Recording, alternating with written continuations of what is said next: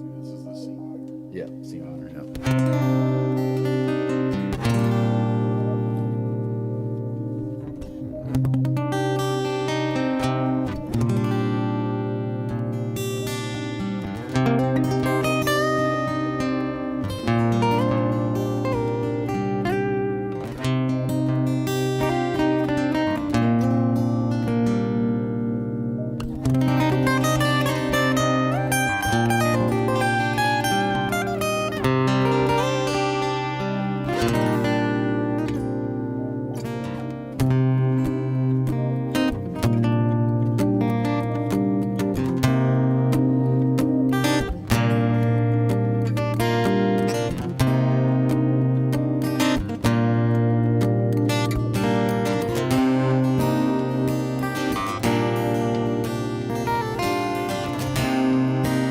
I see the writing on the wall, it's plain. Ramblings of these madmen going insane. And now I see it clear. They're running and they're hiding because of fear.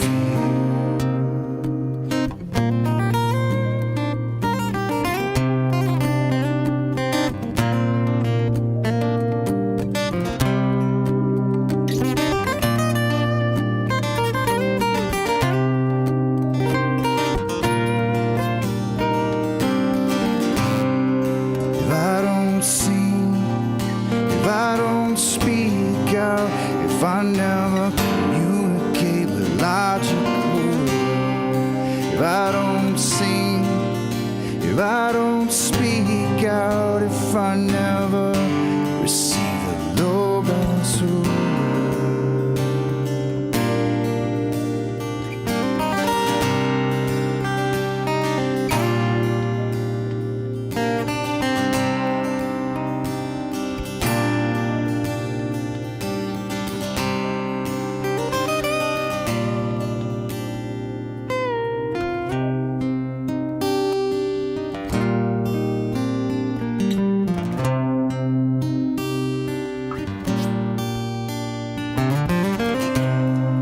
Transcendental numbers and conceptual maths will take you on a journey down a Penrose path, and you'll never see it clear.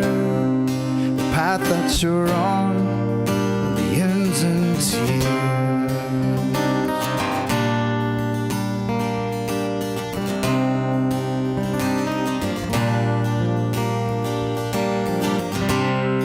If I don't sing and if I don't speak out, if I never communicate with logic or will, if I don't sing and if I don't speak out, if I never receive the logos.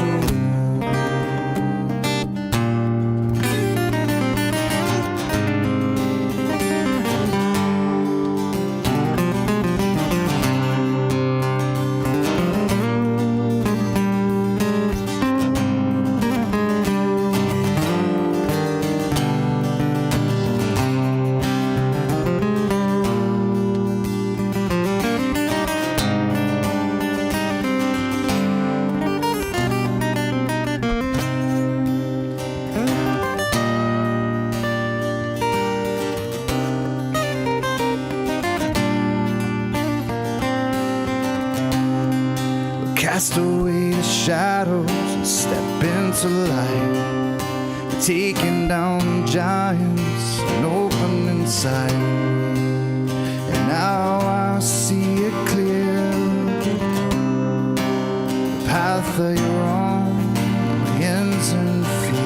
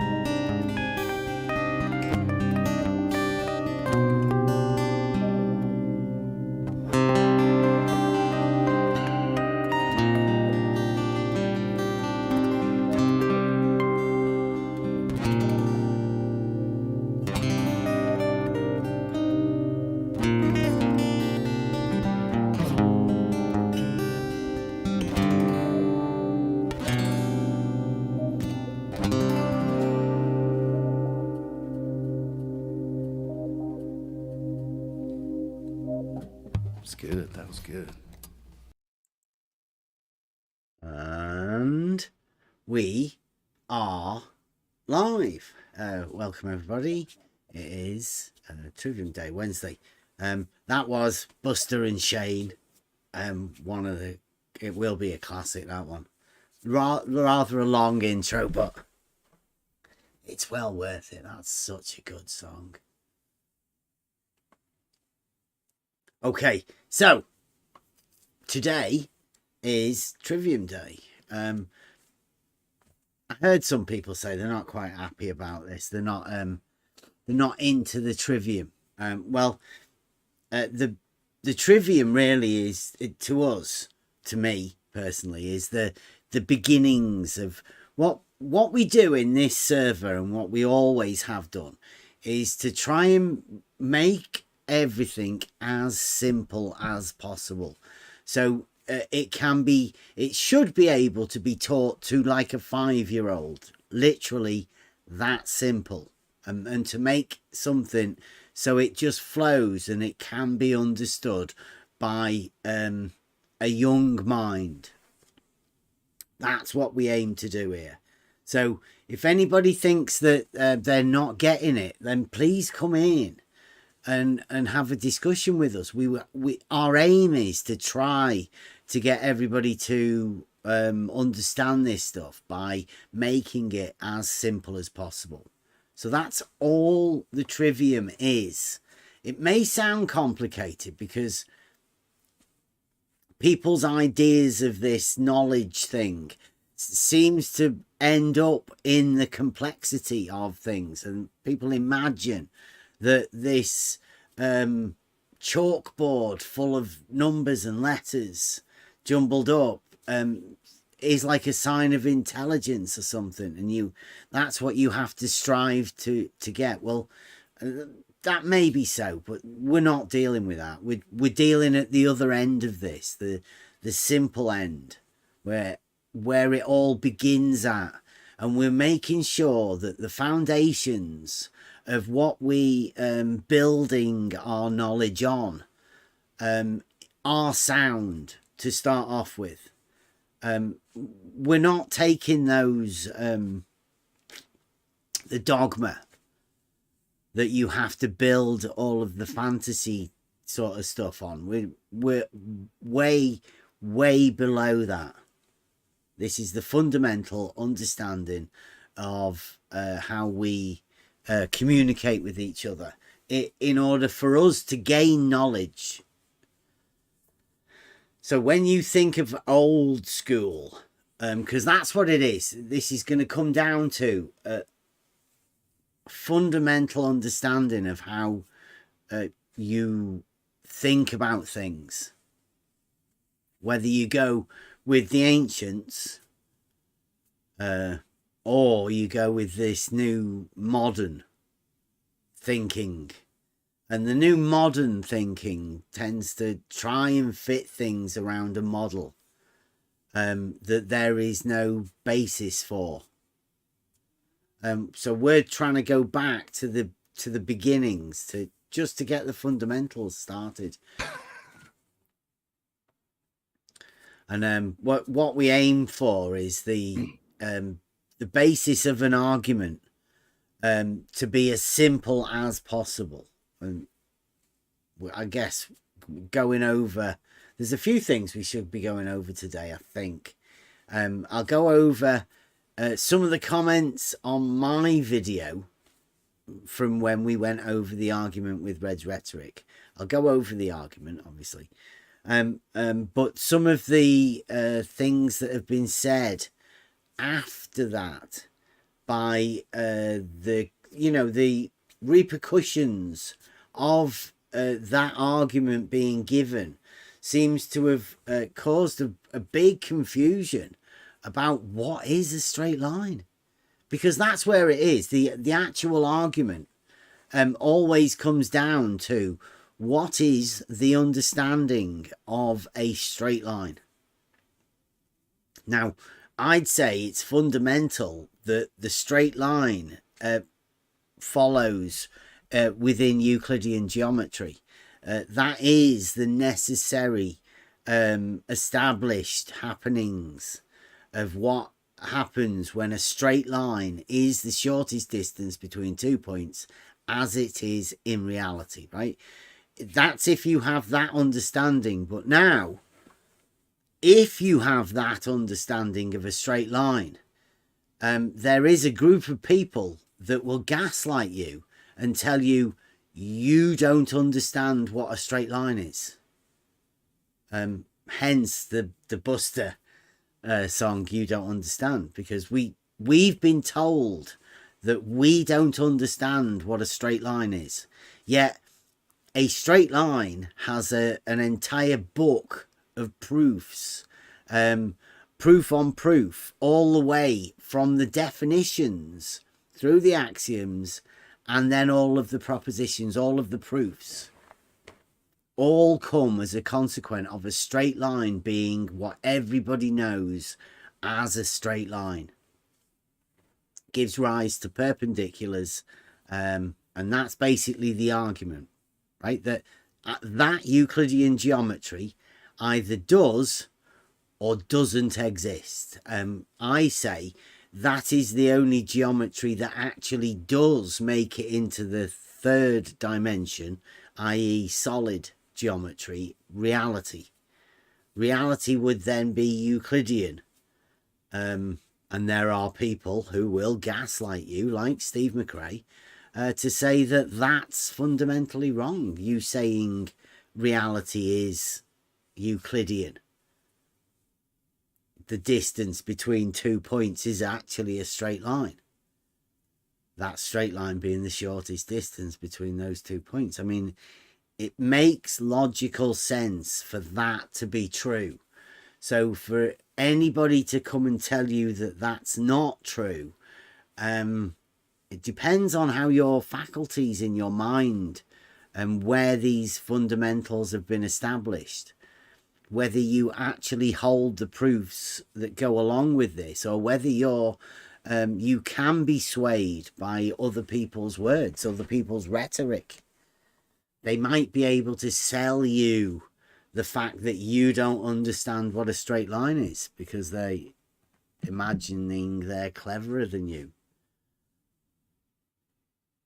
It's a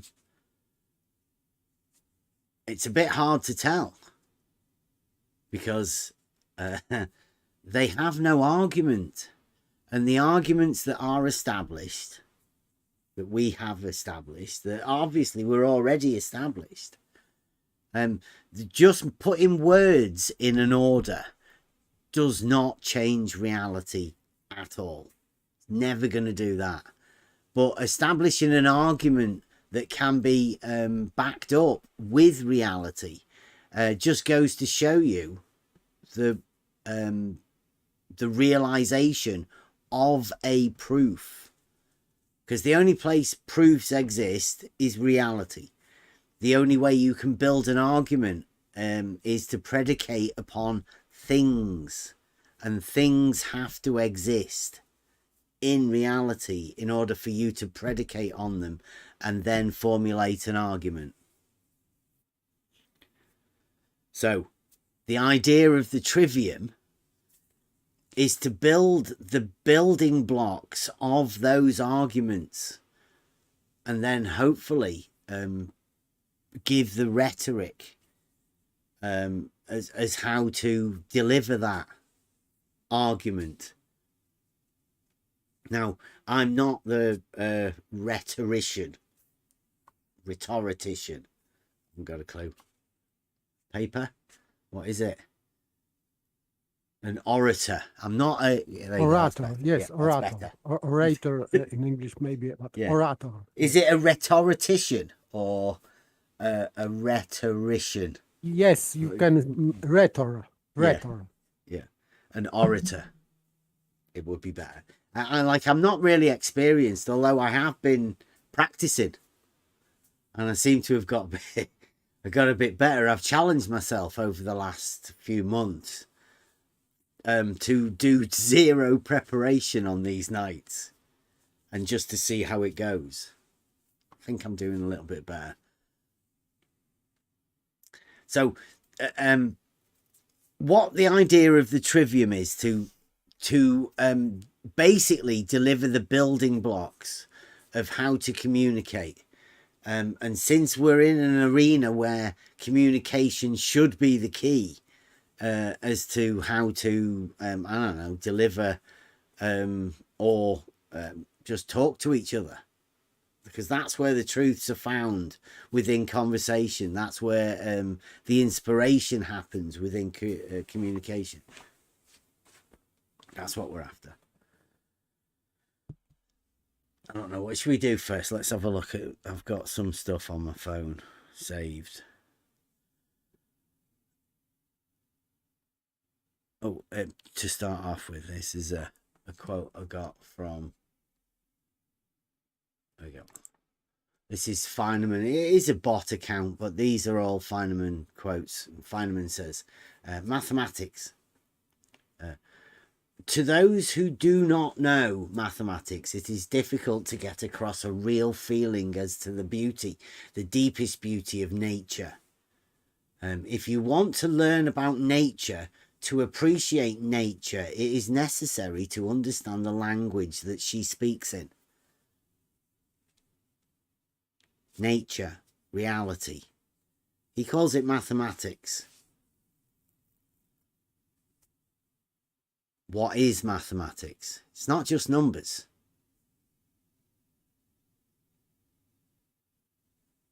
Mathematics is not just numbers and fancy equations. There is a underlying understanding that goes with mathematics. And the understanding of that is the trivium. The trivium comes before mathematics. You have to understand the logical processes on which mathematics is built. To understand that, you have to understand the trivium. You have to go along with a basic understanding that there are building blocks for even mathematics.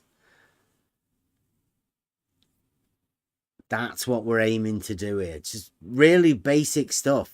Feynman would be proud of this, what we do here. Advanced simplicity. Break stuff down to the most simplest you can. First principles. And make sure your first principles are sound. And then build up from there.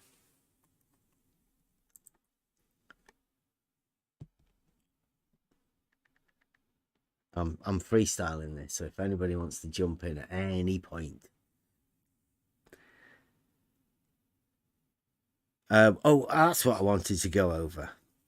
I had a bit of a conversation today over at Geo's Earth Awakenings Discord.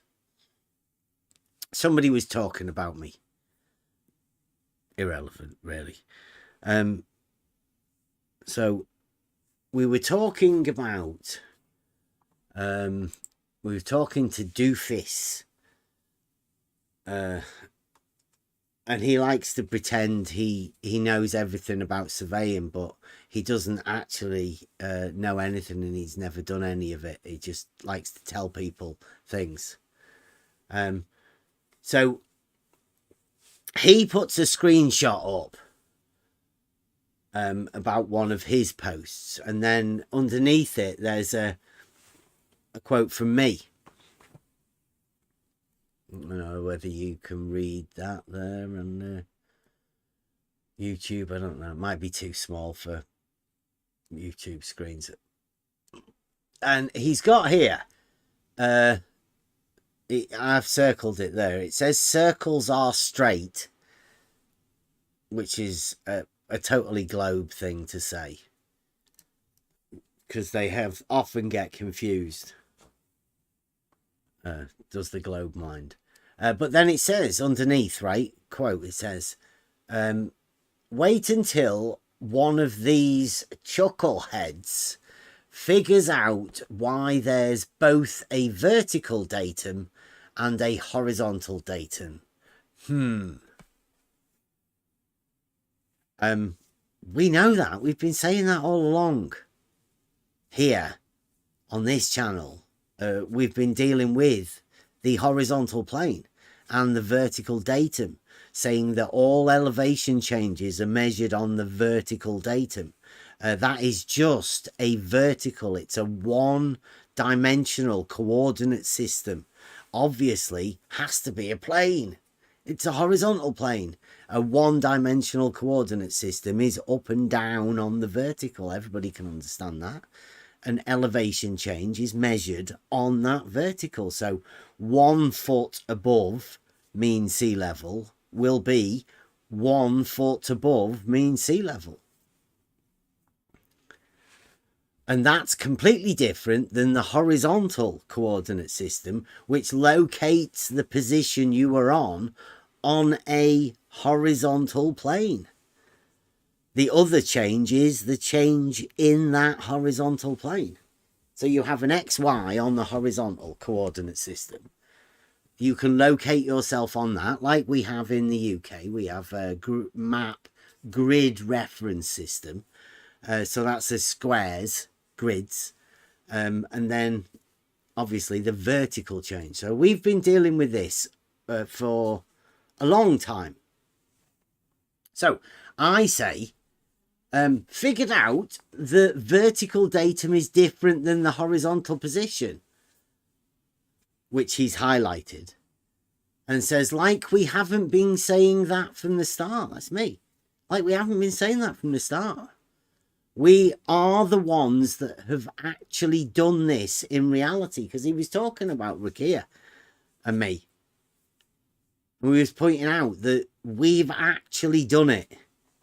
We know there's a difference between the horizontal coordinates of where you're putting your points in the corners or wherever, and the elevation of those points. They're on two completely different coordinate systems, obviously.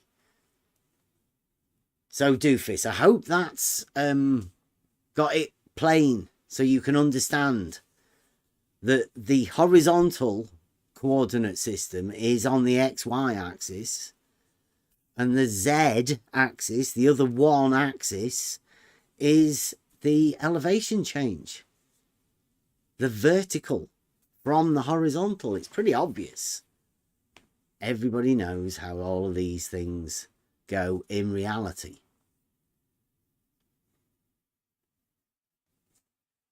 So I hope that's explained it. He does write there, see. Wait until one of the chuckleheads figures out why there's both a vertical datum and a horizontal datum. It's pretty obvious, because you need a coordinate system, like I said, on the map. And then you need a vertical. You can't express that on a map, except with contour lines. But you would then show an elevation profile. And on that elevation profile, all points of an even elevation will lie on a horizontal datum. Like he's put there, the difference between the two. So I hope that's cleared that up for you, Doofus. Is that clear to everybody else? Have I seemed to have missed anything on how there's a difference between the horizontal and the vertical datums? Because I don't know why he was there. But I mean, this is the obfuscation that goes on in these other places. He writes a thing that says circles are straight, and then tries to obfuscate about two obvious horizontal datums and vertical datum. Perhaps that's why he wants to make a circle straight, so he can fit it on the horizontal datum. Because the very fact a horizontal datum exists, like I say, exists. It cannot exist outside of reality. It has to be in reality, and a horizontal plane obviously exists. Did you say you had this convo on geos today? Yeah, a bit earlier on. Remember when they were having that the little bit of an episode when they didn't know whether straight lines are actually straight or circles again. Yeah, I'm laughing when you said that because I had the similar conversation today as well there. Yeah. This is too funny. Yeah. Yeah, it's the argument has shown them to be confused about what a straight line is. Incredibly confused. Yep. And it's not going to get any better for them, is it? It's not going to end because they cannot have a straight line being straight. My missus That's exactly came in. what I was telling them. Yeah. My missus came in here today and she went, I've been thinking, if you have a globe, you can't have any straight lines. And I went, there you go. There you go. Just like she'd reasoned that all of her own. As soon as you start the geometric thinking, there's only one conclusion you can come to. It's no big deal. It doesn't change anything. Doesn't make any difference to anything except you can start seeing when people are gaslighting, lying to you. They're trying to deceive you. Perhaps they've deceived themselves and they just want you to join in with it because then they can feel more at ease with their self-deception. I don't know. Yep. There's perhaps a bit of psychology going on here as well. Well, it is because to them, they start off with the premise of tis globe, right? And it's not just a joke. That's where they really start everything. So to them, it's easy to make a horizontal curve. I mean, it's natural. If you put it on a globe, that's what they say. Simple. Yeah, it's straight. They were telling me it's straight, it's horizontal, vertical, perpendicular. But when you put it on a globe, yeah, everything changes. No longer any of those things then. Yeah. Once it's on the globe. And to them, it's not a problem. They can switch back and forth without a problem. The terminology should be completely different in that model. Well, they Googled it and they came up with 32 definitions of level. Wow.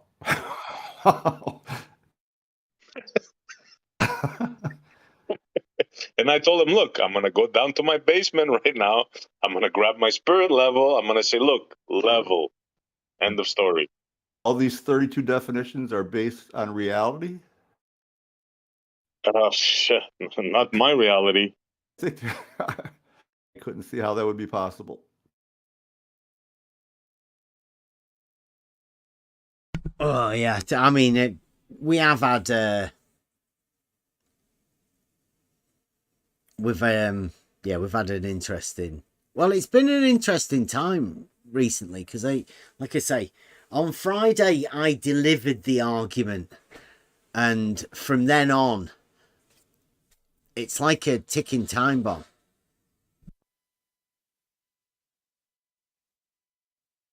You can't get rid of it. You can't stop the ticking. Yeah, once you've heard the argument, then it's like it's like a logic worm. It's a mind worm. You can't get rid of it. It'll just keep burrowing until you actually deal with it. Which is another thing that me and Kevin were talking about today. Have you ever heard of something that sounds so completely deranged that you don't have a chance to even ask somebody? You daren't. Can you imagine something that you daren't even ask about because the answer would be a delivering of an argument that you don't want to hear? This is like our argument. This is like but a delivery method, right? That you would even explain it even more, right? I came up with this is genius. that for everybody to get home with this. Have you ever heard of the seismomadish paradox? Good old blue. Yeah. Right now, if you were to say that, I can guarantee you will get shut down. You would not ever, nobody would ever go, what's that? Right? Would they? They couldn't, because they couldn't hear the what's that. Yeah, because they know the what's that. Yeah. And they know that a paradox doesn't exist. And they know that you would then be given chance to deliver an argument that would expose a paradox that they don't want exposing. That's It's what we almost do like here. it would make. Yeah. I was gonna say, in reference to our buddy Chaiki, it's almost as if you can feel the room shake. Remember the Sismima dish? Yeah. It wasn't the Sismima dish moving. It was the room shaking. Shout out Chaiki. Well, yeah, there is an actual fantastic discussion involved with it. I don't want to give it away, so we'll save that for after hours for the people around here to see how we can deliver it. I don't want to give it out like this. Because these things need to be had fun with. We need to... First, use face recognition to unlock... Shut up. We got rid of that earlier. Yeah, so the delivery of these... let's say they're all contradictions that are held within the minds of... people. I mean, we've gone over a few things within the logic, and these things are the models that you have to drop in order for you to access the logical statements. You can't bring in any baggage that is not involved within the argument. The argument should survive around the words and the sentences that are the argument. That's all that should be discussed, is the argument. And it should be laid out simply, so that's all you can. And a brilliant argument is one that there is no rebuttal to. It's I don't know whether you call it a tautology. In every way that you could possibly say it, it would remain true. It's just a truth. That's what we're sort of after within this building of a simple argument, which is what I delivered over at Red's Rhetorics. Now, over at Steve McRae's on the Non Sequitur show. And I know that what a non sequitur is, and I pretty much think that that's the first time an argument has ever been delivered like that to people. I think it's been quite a while since an argument has been delivered like that to anybody within any of these debate scenarios, because the debate has seems to have strown away from the old traditional sense of the word argument, and it's developed into this new modern argument. I think you pretty much stuck to it, Bev. From when I was listening, you were pretty much always supporting your argument and not taking the bait of the others there trying to get you off your argument. You were just supporting your argument, which is what a debate should be, right?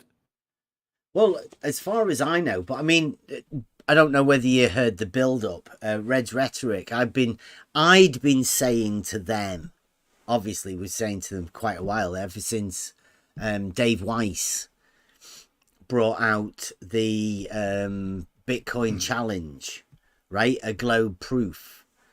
we did logic that stepped on, came over to us quite a bit before, and we were all sort of tiptoeing our way through the understanding of logic. But I think we all sensed at the beginning that there was something a bit special about how logic can be done, because once you build the argument, you can then do contrapositive and you can swap things around, and it becomes a discussion amongst us. Now, it seems as though we are the only ones that can actually discuss these arguments. Other people seem to go a bit mental, crazy. They can't see it for some reason. They go blind. Because it completely disagrees with whatever kind of logic they're using to come to their conclusions. Well, it's not logic, is it?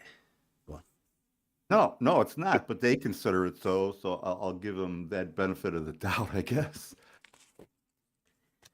They say the craziest things, John. Today they were telling me that level is a circle. Well, that Reds did say that. Sean Huffroad said that to Mick West. It's unbelievable. Just unbelievable. How do you logically respond to a statement like that? I mean, so for somebody to throw that out there, they're totally beyond what I would consider reasonable thought. Well, then they'd start gaslighting you, which is the danger here, because we were discussing a bit earlier, like where do you go from here? We've been in this position for quite a while. When you know something, when you have a proof of something, it doesn't really matter what anybody else says. But when you do say these things to people, they're in a position where they have to go against it for some reason, because of their misunderstanding of our position coming from reality. They have to go against it, and it leads to some very strange positions because they've imagined that I'm a flat earther, which I'm not. Just live in reality. But they've had to fight back against it. And like Steve McRae said, they think reality is non-Euclidean. Euclidean is obviously what people know: squares, triangles, circles, straight lines, perpendiculars, right angles. That's Euclidean. Stuff we see every day. Yeah. So I don't know what his misunderstanding or their misunderstanding, but they all have to have it. I got this as well. I got this comment. These are some people now. Ryan thinks he wants to debate me about, I don't know, we'll get round to that at some other point. But he says, you make a good point, Eric, seriously. I guess for me, I find Bev's level of arrogance in the subject offensive. He finds my don't know, knowledge or whatever offensive. Not just to me, but I'm offended on behalf of all scientists and mathematicians everywhere. Wouldn't, after making a statement like that, wouldn't you go and point to where he sees that instead of just making an overall statement like that? Point out to where your ignorance is. Oh no, this is Twitter. This is the group of people that we're having to deal with. And they can just say this. He feels offended on the behalf of all scientists and mathematicians when I say, me, Bev, says that Euclidean geometry is the geometry that we use in reality. So reality is Euclidean. And the fact that pi is derived through Euclidean geometry, and that all horizontals are parallel through the use of a syllogism. derived through the use of a syllogism by me, but not me. It was already there. It's just I put words in sentences, but people have said it before. Of course they have. It's not only me that says these things. It's just that I'm the only one within this arena that seems to have had the practical knowledge within land surveying to come in here. I mean, the coincidences of it all. I just happened to be the one that had an accident when I was young and lost a model that had been taught to me in my youth. Come to the realization nobody's ever taught the model after that point. You do it all yourself. That model that everybody has now has been built by yourself. Nobody else has helped you. Just placed there in the mind of a child and then developed, however, by an adult. And that's exactly why it might be so difficult to relieve them of that, because, you know, if you've personally built something yourself, you resist others trying to tell you you did it wrong. Yeah, every crack that was a problem has been polyfilled. Every crack, every time, fixed it. But now it's just cracks. Like the whole thing was cracks. It was just a non-existent model, but everything's been made up by the person. The whole thing. Yeah. It's like a spaghetti sifter full of holes. Well, it's just holes. Yeah. There's no you don't have enough substance to it. fingers to Yeah. block them. You've got nothing there to build an argument on. Nothing. There's no substance. There's no thing there for you to base an argument on. So that's what I've been saying to these people, and then I get the chance to deliver an argument. So Red said it's not a debate, right? He said that before, Andy. It's not a debate. They just wanted me to go over there and deliver them an argument. So Red says here, I agree he is a troll. He's talking about me. And a piss poor debater as well, right? Nobody's ever had a debate in this arena. I don't think anybody ever has had this, because there is no argument come from the globe.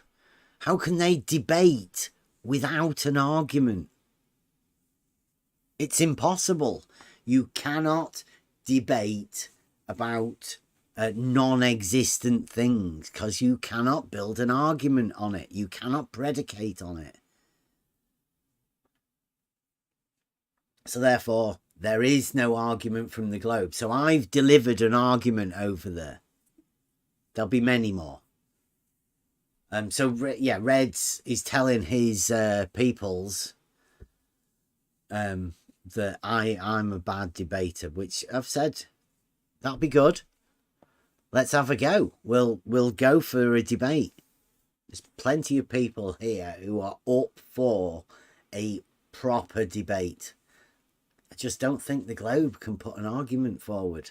So I'll go there anytime.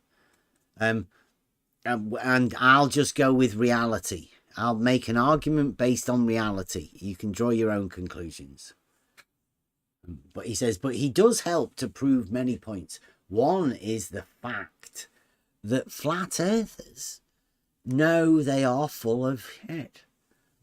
Why else would a flat earther deny being a flat earther? In that aspect, he is useful. But yes, it has its limits. So this is one of those things that these people have done.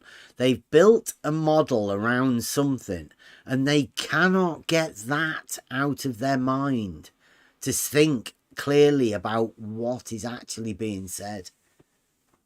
we're still looking for a word for it. There's got to be a word out there. There's got to be some sort of psychology student or whatever listening to this thinking, I know what they call that.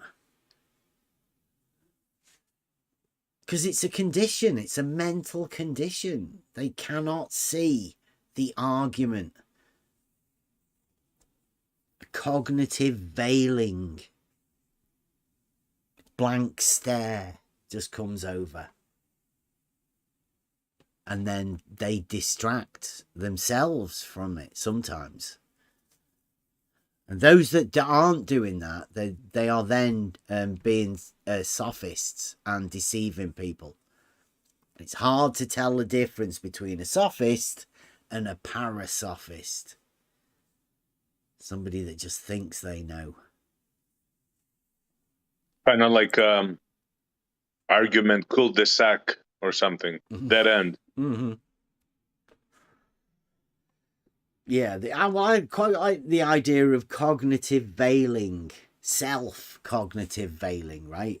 Where your mind takes over and just says, you don't want to, like, you don't even want to be aware of this. I'm going to hide it from you. Like a proper you magic do it to trick. yourself. Yeah. Yeah, but you do it to yourself kind of a thing.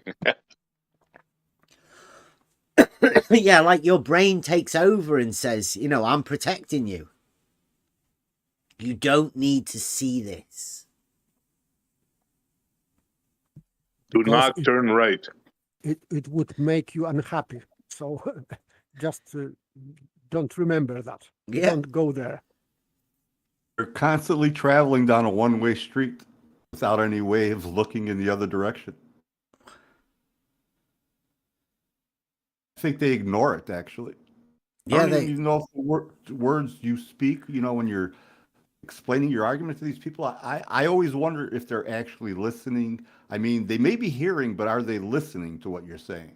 Or are they just preparing a response in their heads while you're talking? Yes, they are preparing response, but this response has nothing to do with argument. Absolutely. They are deliberately not addressing the point. Building agree. strawmans and yes, missing the point. So yes, that's the tactic. They cannot address that point because it would be defeat for them. So they cannot go there. True. I agree. Right, I'm looking for now for us to go over the argument, but we did it ages ago.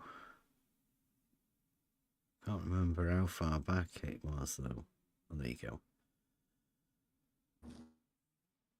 Maybe a few months ago. This.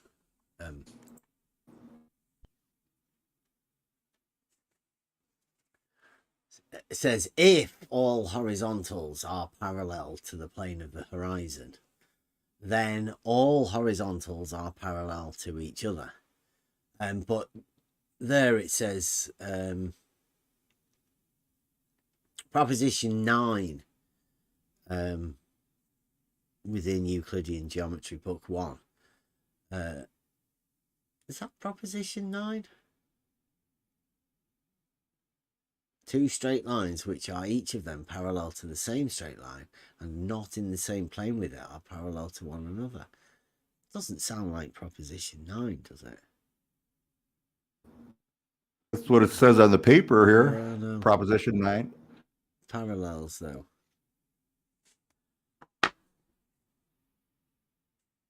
Let me check that.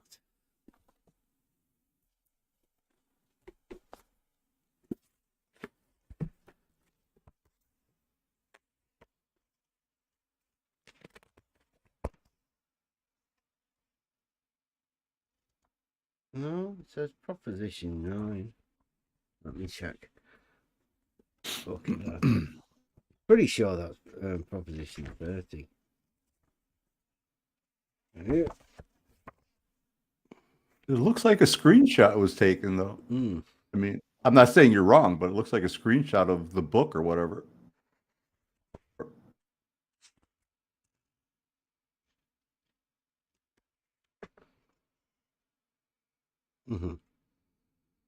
Proposition 9, book 11, not book 1, book 11, solid geometry.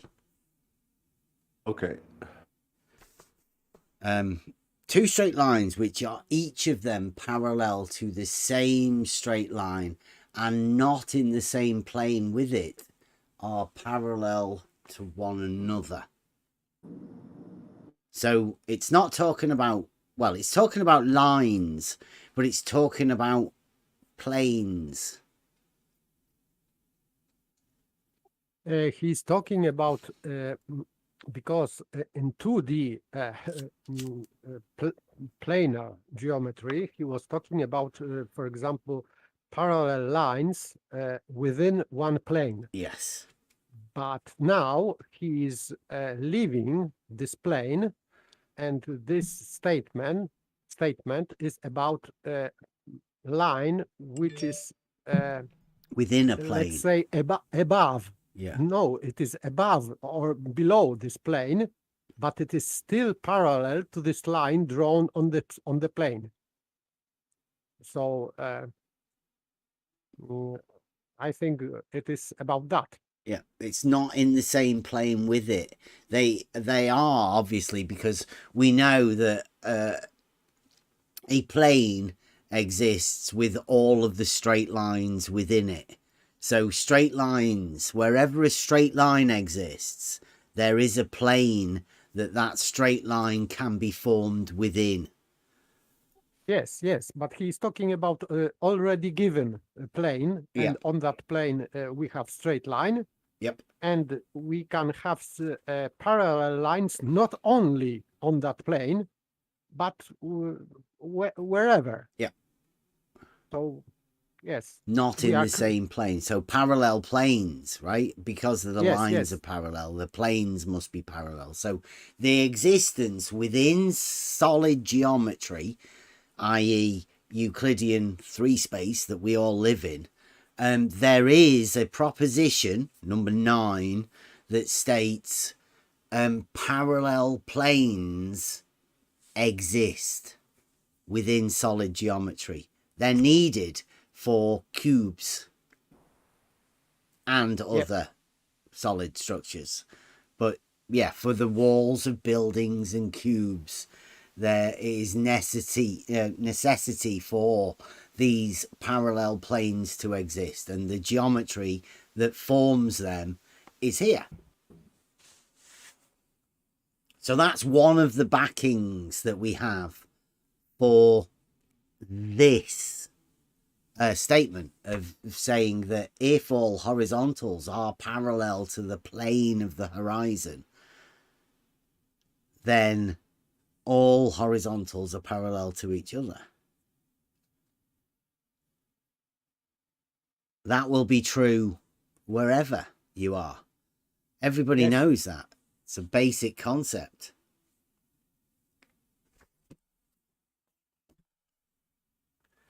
So the argument that is formed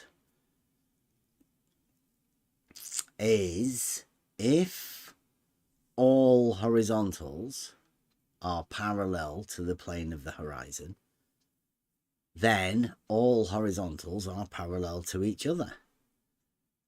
We can then say, yes, all horizontals are parallel to the plane of the horizon, because here is a horizontal and here is the plane of the horizon.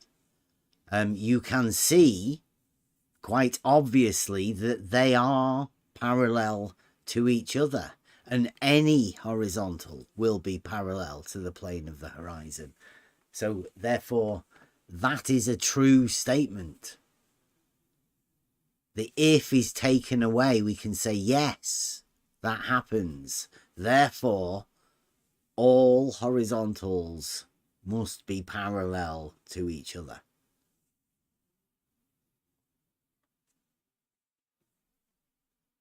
A simple argument that can't really be rebutted.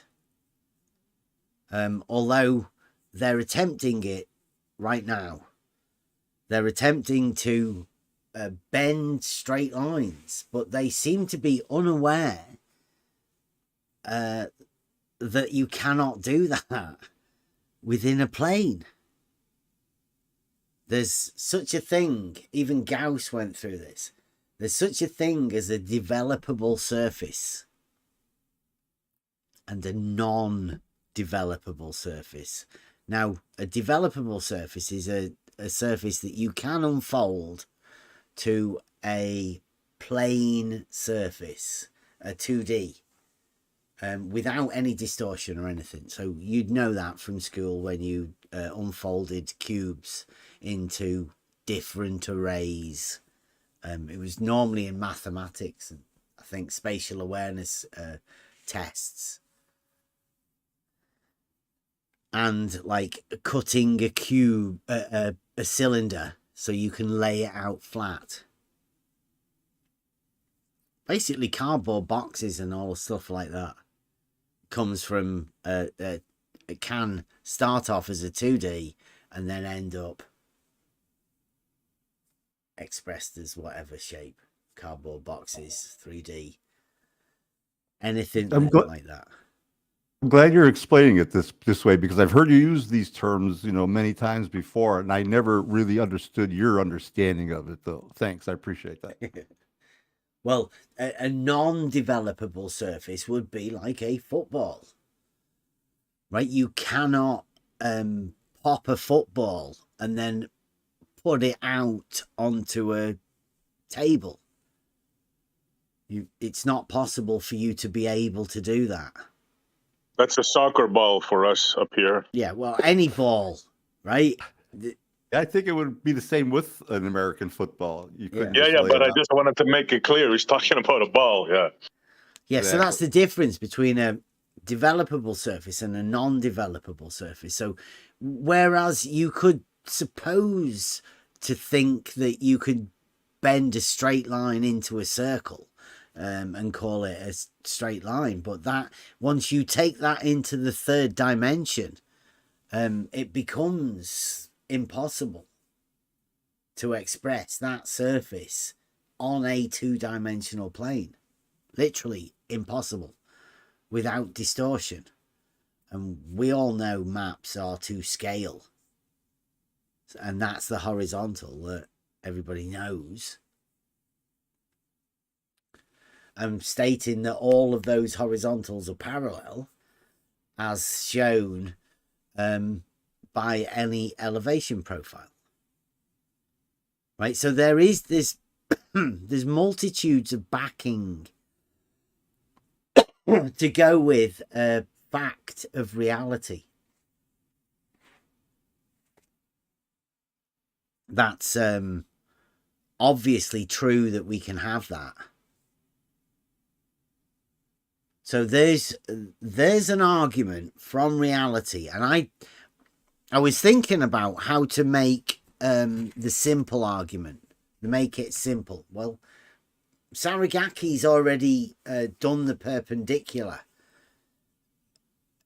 which I think is in the truest sense of an argument that's yet to come with the perpendicular, because it's sublime. That you cannot outdo that. So in order for us to get the basics of even that geometric, it's a little bit more advanced for people. This one is just mainly dealing with straight lines and planes without any overbearing geometric understanding that people could still be a little bit confused by. This, I think, is the simplest argument that can be made that combines reality with the geometric.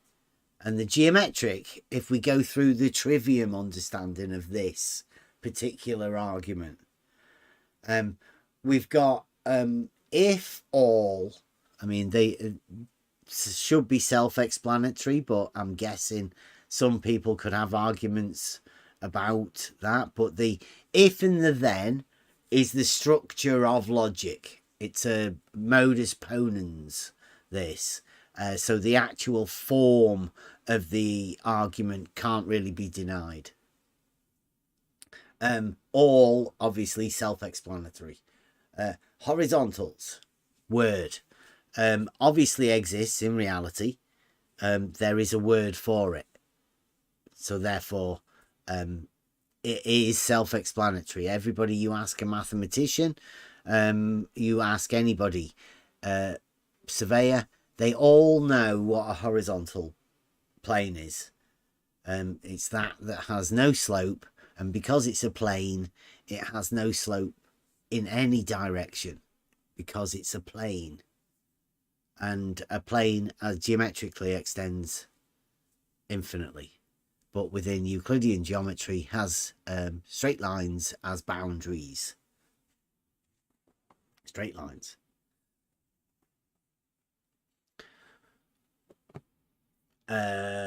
Are parallel. Next word. Well, that's got a definition within Euclidean geometry.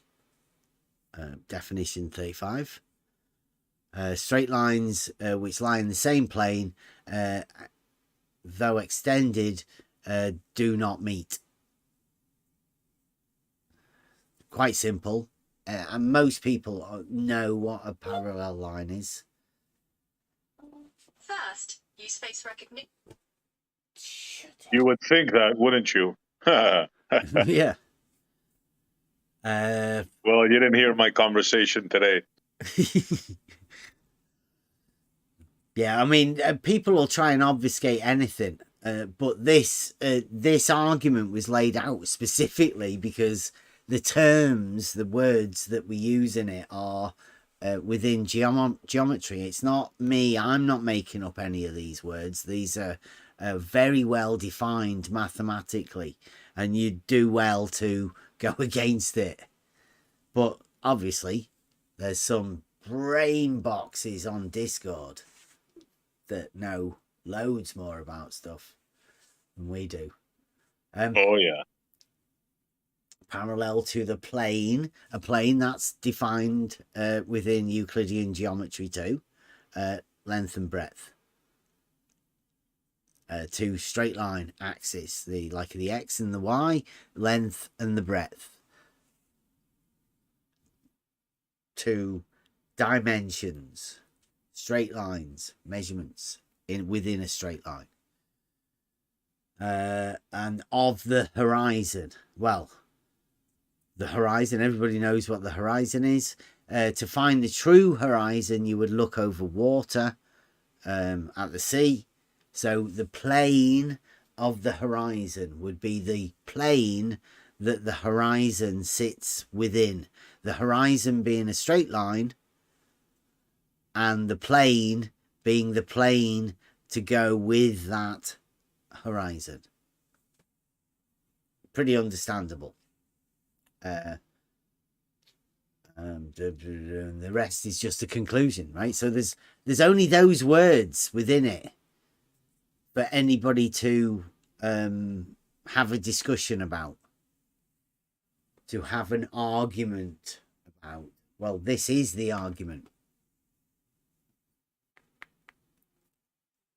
It states if all horizontals are parallel to the plane of the horizon, but it has Euclidean backing. The Euclidean backing says two straight lines which are each of them parallel to the same straight line and not in the same plane with it are parallel to one another. So these two horizontals that I have here would both be parallel to the plane of the horizon. That means that these horizontals are parallel to each other. And since these are planes are horizontal, then the horizontal planes are parallel to each other. Parallel to the plane of the horizon also. It's very geometrically understanding, especially when you look at the X, Y, Z graph system that we talked about. Thank you very much, Doofus, for bringing that up. That we talked about in the beginning. I think Where's Wally has even stated that they use the X, Y, Cartesian coordinate system to make measurements. I think Jesse Kozlowski informed everybody that they did that too. The XYZ. Yeah, but your understanding of the X, I believe it is, and their understanding of the X are two different things. It's the XY plane, the horizontal plane. Yeah, that one. Yeah. Yeah, everybody knows what a two-dimensional plane looks like. Well, a plane that is two-dimensional, because that's what a plane is. Has only length and breadth of two axes. So that's the delivery of the argument. Try it. See how it goes. It's pretty simple.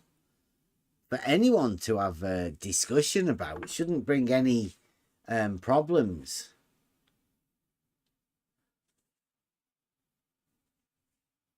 Although it definitely does. But you've noticed what we've not said. It doesn't have to be said.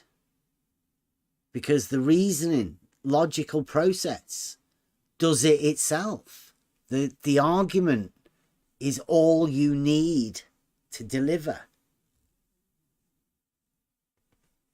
Nobody even has to force the conclusion of somebody about something so simple.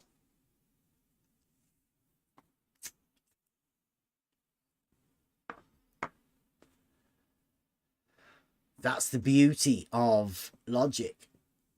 And that's why certain things cannot be addressed by certain people. There has to be a cognitive veiling. They cannot access this. There has to be something wrong with such a simple statement.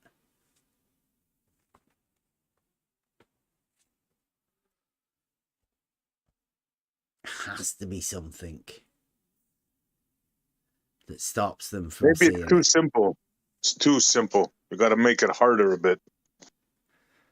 Maybe take half a blackboard and draw some numbers on it. Not only too simple, it is all, they need to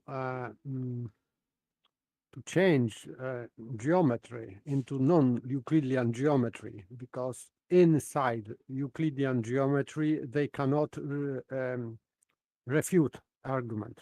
So they have to go to other places like space-time or whatever. Do you So think they that's- can do that though, right?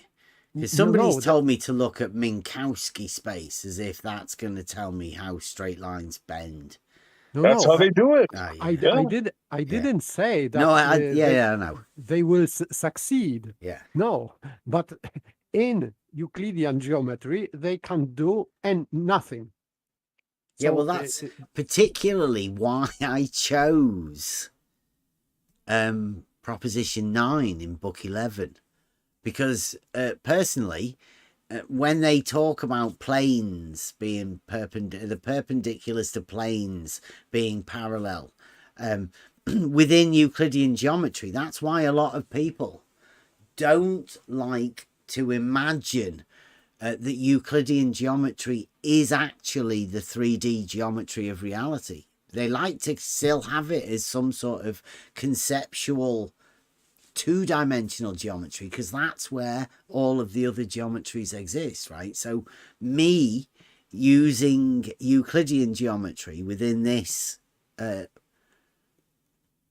and using Book 11 solid geometry to show that parallel lines must exist, because you can take this into reality and it's a real thing. It shows that those parallel lines that they tried to get rid of in non-Euclidean geometry, and the whole idea of their concepts, shows it's stolen concept, because they're actually taking the sphere from solid geometry and using that to cloud their mind, to allow them to think that they do things before they actually do them. That's the basis of how the globe psychology works. You take something from future, and like John was saying, they're just looking forwards. They've got no idea or concept of what they're building their stuff on. They're walking up like a ladder, but it's a shadow ladder. They're getting nowhere, but imagining they're getting really high, standing on the shoulders of shadow giants, as we say. And they are trying to go backward, because to have a sphere, you have first to have a point, line, plane, and curved surface. So they are starting from curved surface, and they are going backward. Yeah, and they're trying to put that curved surface at the development of a straight line. Yes, it is, of course. Before the impossible. definition of a straight line, they want to put the sphere. You Yes, can but, hear it every time they talk. Yes, they are talking about, but on a sphere. Yeah. But this is not an argument, because you cannot prove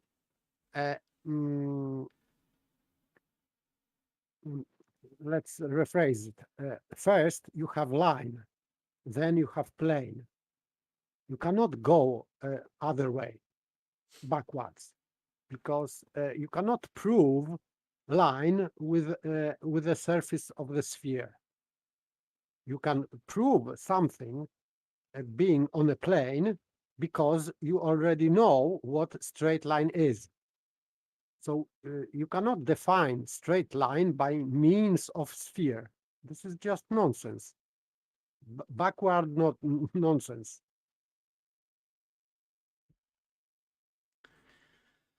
Backwards thinking. Very globe. Today I was Contradictory given thinking. Or upside down. Go on. today I was given 5 non-Euclidean axioms. Oh, really? Yeah. Nice. I forgot the first 4, but you know what the 5th one was? Go on. Straight lines curve. That's not even a proper axiom. They've literally made that up. You cannot have a oxymoron as an axiom. That's so globe. I Get him couldn't to believe write it. him down. Get him to write it Yeah, down. I was That'd just be gonna say, are fucking these amazing. posted They anywhere? were written down. I gotta go back and get them. Yeah, I swear, Yeah, guys. 5 sweet. axioms. Yeah, Sweet. Let's see that. Yeah, we need these published. Yeah. Guys. We need to get them Because published they are literally making this shit up as we as they speak. go. Yeah. Yeah. They're having to. Discord geniuses. I couldn't believe them. I asked them, are these rumpuses? I can rebuild that because every any curved line you can or just line, you can divide this line into sections, of course, and you can divide any line into infinite number of sections. So we can have the shortest section of the line just 2 points being the closest ones on the line. You can make that section mathematically. It is possible. This is the shortest distance, of course, between 2 points also. And this shortest distance between 2 points on this curved line is a straight line. So you can say that the curved line is built from an infinite number of sections of straight line. But you cannot say in other direction. You cannot say that straight line is built from infinite numbers of curved lines. It is impossible. You cannot invert that. And by the way, to have a straight line, you need only 2 points, being extremities. This is the shortest distance between 2 points, and it creates a straight line because 2 points cannot lie unevenly. To have points lying unevenly, you need at least 3 points. So to have a curve, you need 3 points. To have a straight line, you need only 2 points. So it is very, very easy to falsify this statement that curved line is straight. So it is impossible to have line with 2 points at the same time and being a line with 3 points. Because to have a curve, you need 3 points. To have straight line, you need 2 points. So it means that if curve is a straight line, it means that you can have a line with 3 points and 2 points at the same time, which is impossible. It is absurd.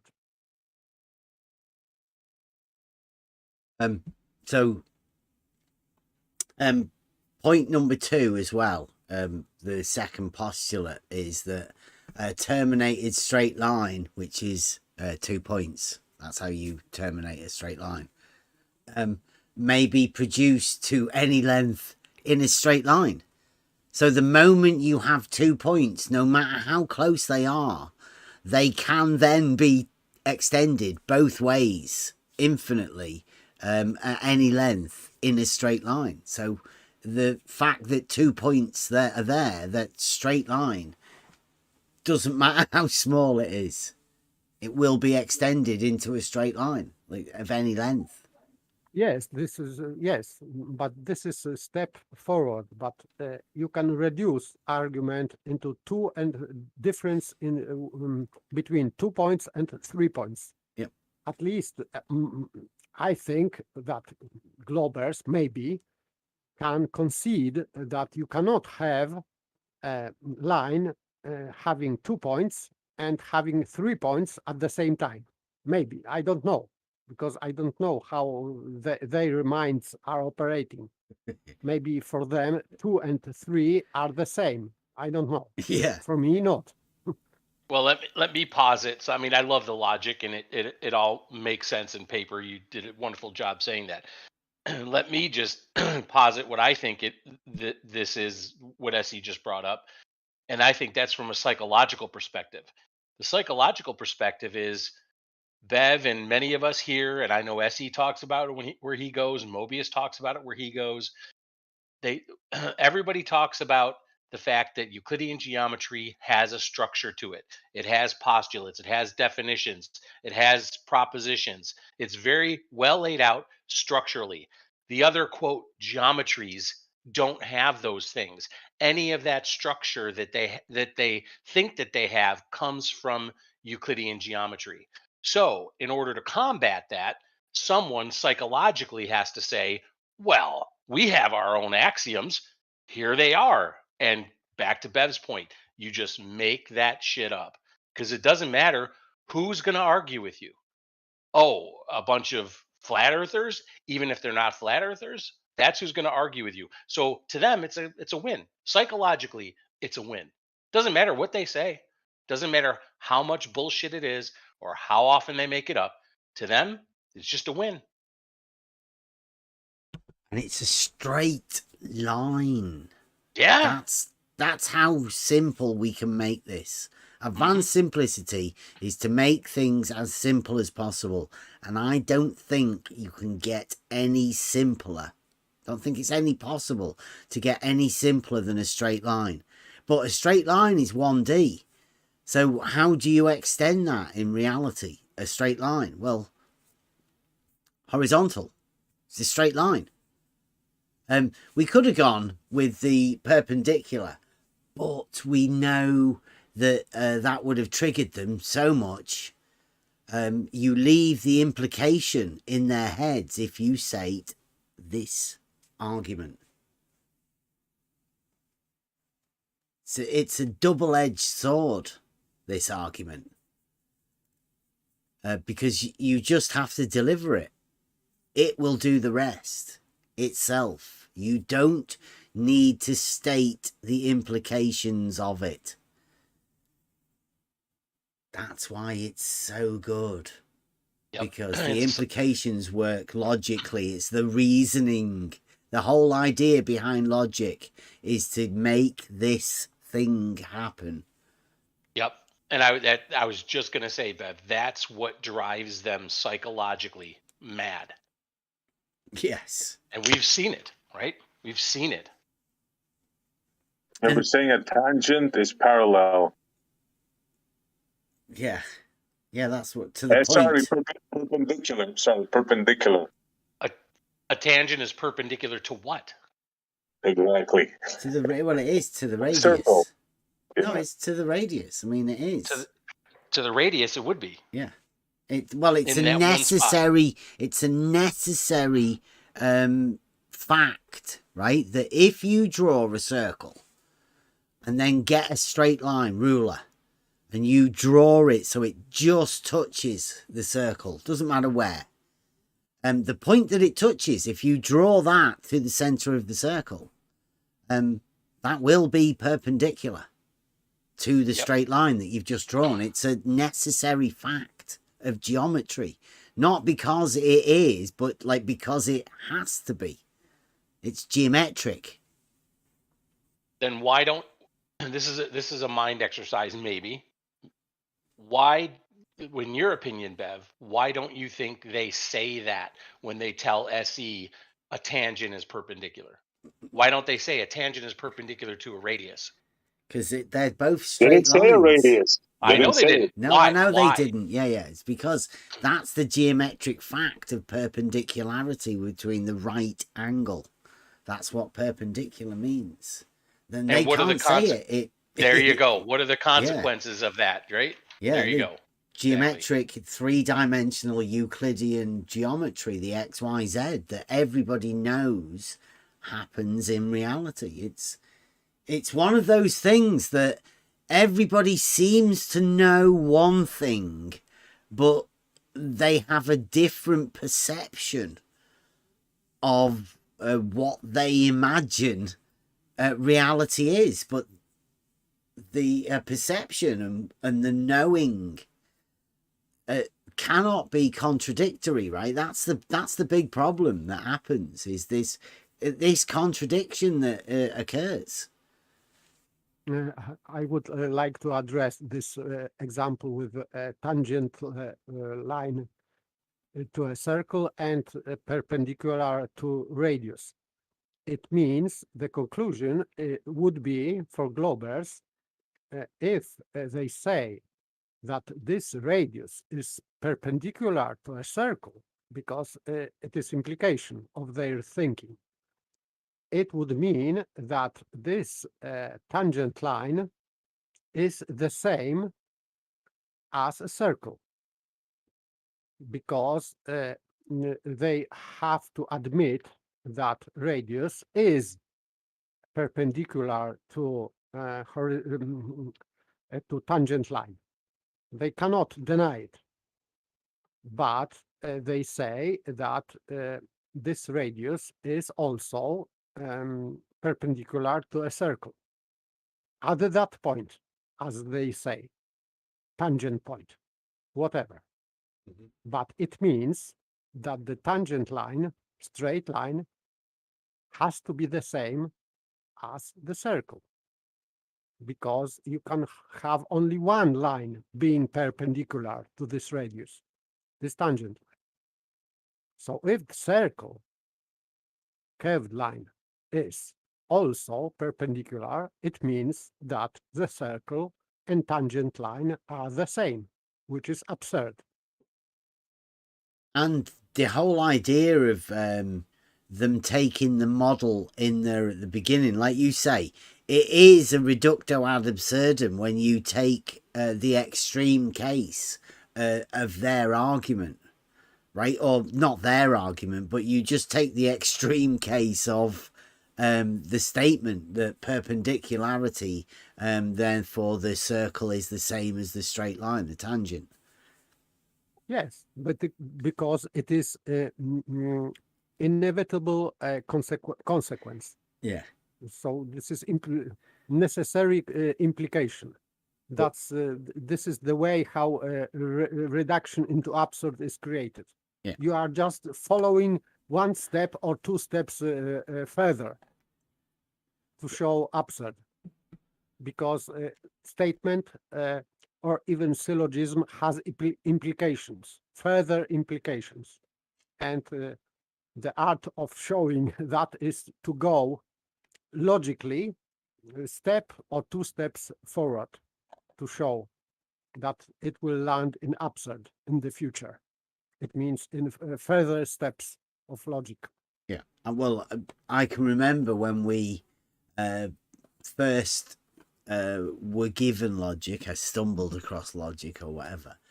I can remember saying to these guys, I said, this actually does away with the need to have a globe mind around, because you can just play with the argument like Paper just said. You can take an argument and then you can play around with it to test it, to see how well structured it is.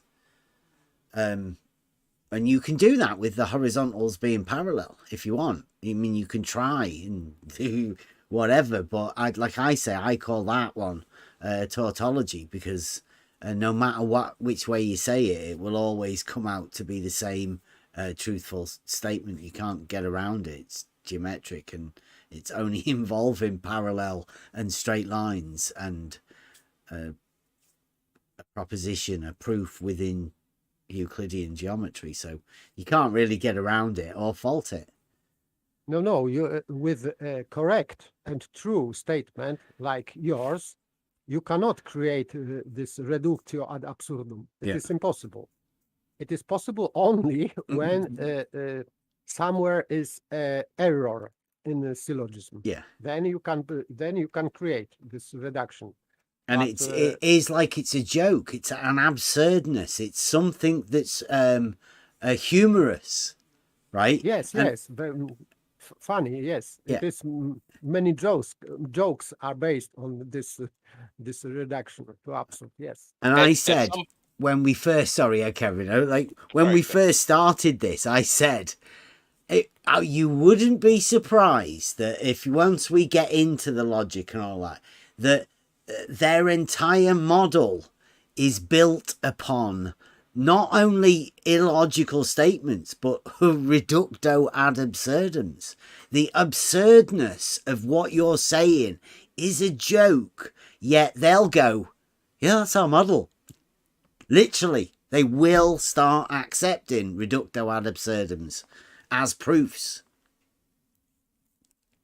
They'll have to. I was just going to say it may be beneficial to show, maybe not today, but to show a reductio ad absurdum in the full process, right? How you reduce it to its absurdity.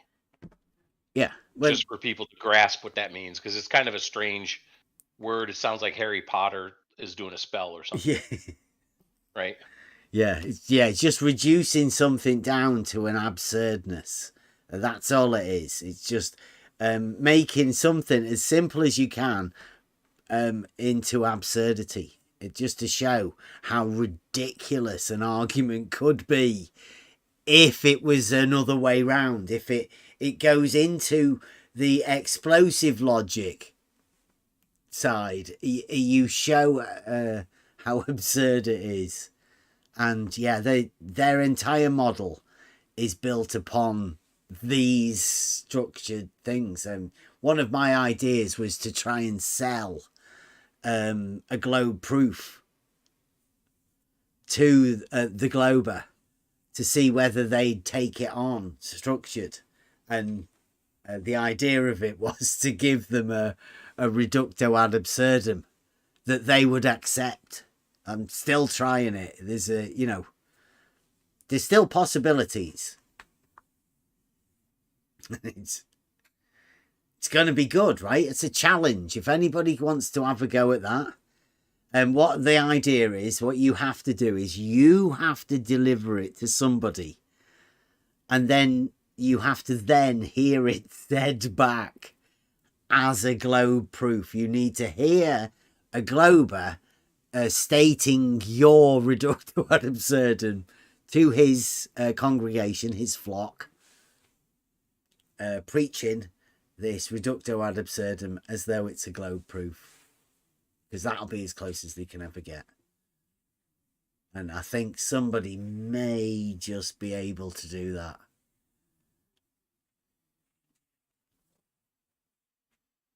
I think the Globers, preachers, they are doing that. But maybe they don't know, or maybe they know. So if they know, it means that they know that they are fooling their flock. But if they don't know, it means they are still fooling their flock, but they are fooling themselves also.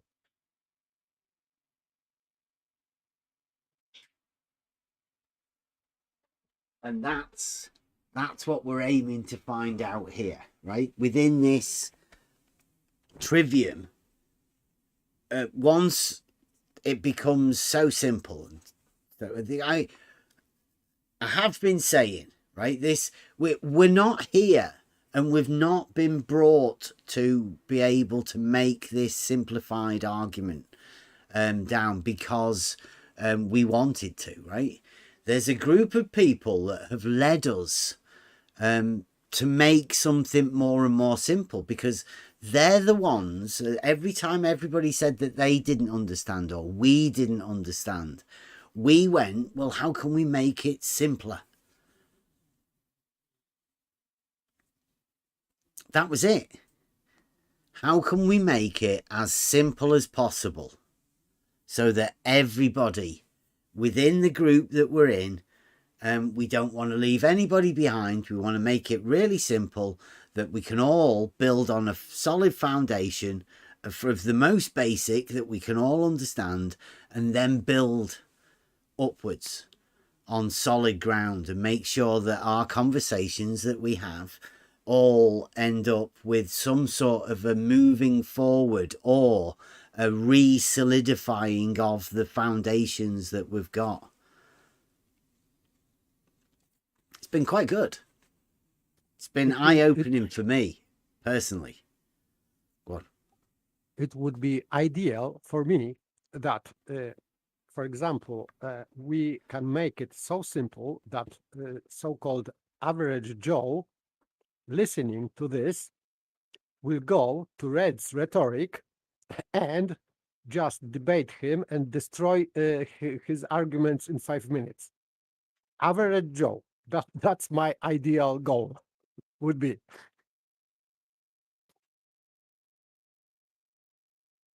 Well, I think it won't take long, really, before everybody knows that they haven't got an argument.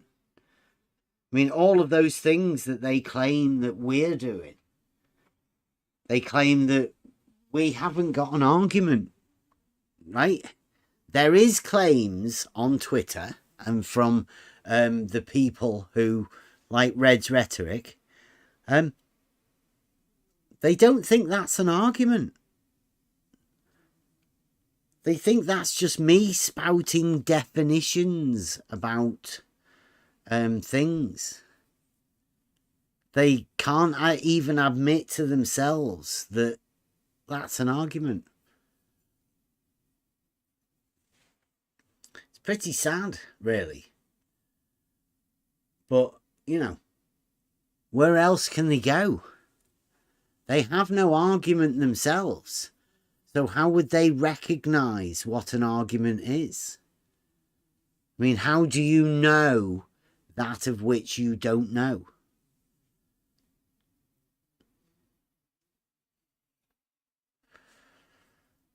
You don't know where to look or anything. That's how bad it's got. That the people that expect or think that they know everything in this so-called bunny ears science seem to have forgotten about what actual natural science is. Totally. And I know we're only simple people here.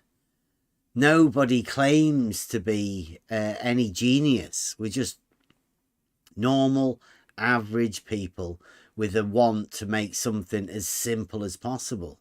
That idea of simplicity has come around because there's a group of people that keep telling us that we don't understand. So we keep saying, well, let's make it simpler then, to show you that we definitely do understand. We understand the fundamentals. And it seems as though they've forgotten. They're unable to even look at the fundamental beginnings of where their mathematics comes from. And we know that they can't allow logic or logical thinking because that's old school. New logic, as we explained yesterday, has sometimes two truths, contradictory truths, maybe many, infinite amounts of truth, scaling from not very true to very true. There may not even be a not true at all. Who knows? And by the way, I am wondering what scale it would be from not true to very true. What the scale? Yeah. That's why it's so ridiculous. Once you know, once you know how a Euclidean geometry is formed, then you'll know that this other not that is just ridiculous. How somebody can just say not today, that. Go on. I pulled the not that on them today. They were saying not Euclidean, and one guy goes, "What is that?" And I go, "You know Euclidean, the axioms and all that." And they go, "Yeah." I go, "Not that." Yes, but still, not that is denying of that. And that is entity. So not that means only that not entity. Yeah. So not existent so far. So, Yeah, but that led us to the first 5 non-Euclidean axioms. I'm still looking for them. I got to find them. I quite like the idea of this, though, right? Because in order for you to know not that, surely you must have an understanding of that. yes. Yeah, exactly. Which yeah. they don't. They think they don't even need to know that to know what not that is.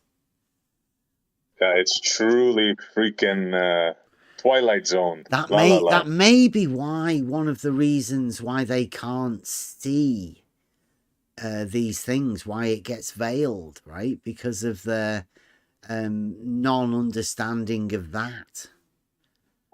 I think that they not well understand that if someone is denying something, it means that he is still referring to that thing. So he making opposition to something means that I am creating some kind of relation between this not thing and this original thing. So it is relation, and relation is based on the thing, not on not thing. You cannot start this relation between not thing and thing from not thing. You cannot start from that. You always have to start from thing to not thing. To deny thing, you have to have relation between thing and not thing. So simple. You cannot start from nothing. It's backwards thinking. Very globe, right? It's Yes, very yes. globe. See the way I'm doing this? I'm trying to maneuver the word into a different meaning. That's how we do it. Bit of wizardry. So in that other one as well. Oh, look, here is. I got that's an old one. It says Phil describes level like this, and it says the third postulate on how to draw things. And that a circle may be described from any centre at any distance from that centre. So even within the third postulate of Euclidean geometry, it states that a circle is a circle, not a straight line. Straight line's different. Even within the postulates that they try and use. But I noticed SE's got the the new ones. I found them, boys. Yeah. Okay. See, there you go. Look, it does say it. Any 2 points can be joined by a straight line. A straight line may be drawn from any one point to another point. Basically, replication. Same thing. Look at the last one. Any straight line segment can be extended indefinitely in a straight line. Same one as number 2. Yeah. Exactly the same. Given any straight line segment, a circle can be drawn having the segment as a radius and one endpoint as a centre. Given any straight line segment, see, that's wrong. It has to be a straight line. Having the segment as radius and one endpoint as centre. Euclid says, and that a circle may be described from any centre at any distance from that centre. Now, the problem there within the Euclidean one for these guys is at any distance. So they have to try and change that within their understanding of this. And that's where, given any straight line segment, a circle can be drawn having the segment as radius and one end point as centre. That's not true, is it? Yeah, but why break down the line? Yeah, I don't understand that. Why? Yeah. I can't do. All right angles are congruent. All right angles are equal. Congruent. Equal. Same thing. There's no need to add in fancy words. Yep. There Yes, are no parallel I don't lines. know what they mean when they say congruent, because for me, I'm not good at that nuances, but congruent is not necessarily equal. Yeah, it's So a nutsackism. That it may be equal, but not only. it doesn't need to be changed, right? If you've got a word that everybody understands, like equal, this is mathematics, don't forget, right? You want to try and incorporate this to everybody. It's just a logical form. Should be expressed as simply as possible. That's what logic is. To keep it to the masses, you should simplify it. And you've already got a word that says equal. Why replace it with a vague word that people would go, what does that mean? Or would they do that? Would they just go, well, I'll leave that. I might make myself look a bit silly if I ask what congruent means. Yeah, they do it on purpose. Yeah. Just like equal. maths. Yeah. Yeah. All right angles are equal. That's cannot be denied. That's what a perpendicular is. 4 right angles. Everybody can understand that when you say equal. They have to be. It's a consequent of perpendiculars. Right angles. That's sort of perpendicular, right? And you can only Sort have of. perpendicular. You can only have perpendicular with straight lines. But they say there are no parallel lines. Yeah. And if there That's are my no, favorite one. Yeah, yes, because if there are no parallel lines, it means that there are no perpendicular lines also. exactly. So they cannot say that the vertical straight line is perpendicular to curved level or whatever they say, because they cannot be perpendicular because it doesn't exist in their geometry. Uh-huh. It cannot exist. Straight lines, really. Because, of course, if you have a straight line, then by necessity you can have perpendiculars, and therefore you can have parallel lines. It's one, it follows the other, right? As soon as you have a straight line, consequent is that you can have a perpendicular, and then when you have that perpendicular, you can have parallels. That's the Yes, end because of. perpendicular to perpendicular means parallel. Yes. So if you try and get away with no parallels, you're actually saying there's no straight line. You can't have a straight line.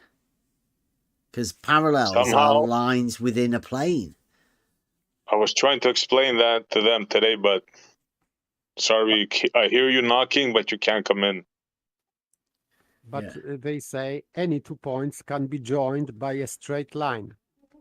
So the last statement contradicts. Yeah. We are looping into absurd because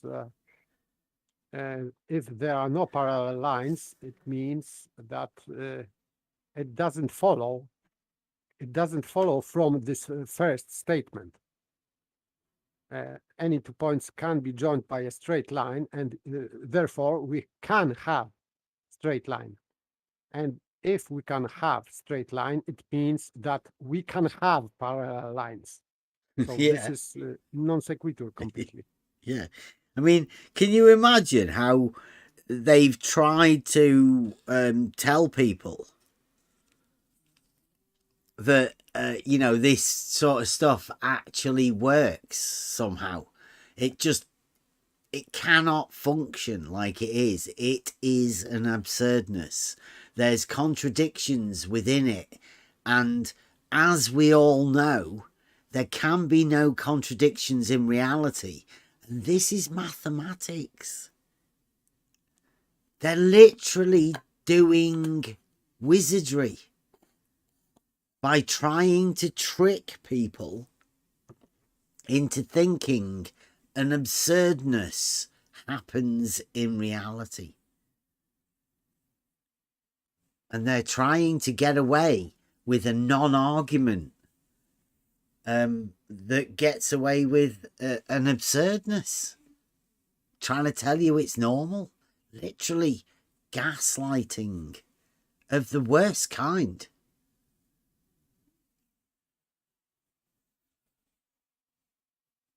It's ridiculous. And Balance Truth has just pointed out as well. You can have a sphere in reality, and that sphere across the diameter of it, because like we were saying earlier, perpendicular to the radius. It's one of those things that would establish a vertical.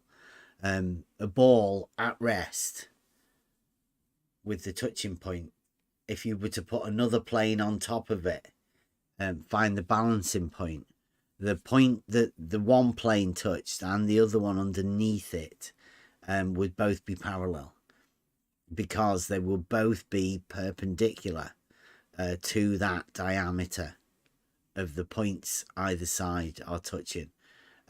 Those tangents to that diameter would both be right angles, at right angles.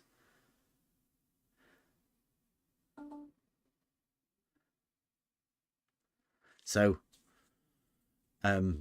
the geometric principles that everybody understands to be normal within mathematics apply to this Euclidean geometry and no other. Can't start getting rid of straight lines, because then how do you form a circle? How do you have the relationship of the diameter to the circumference of being 3.14 if you've done away with straight lines?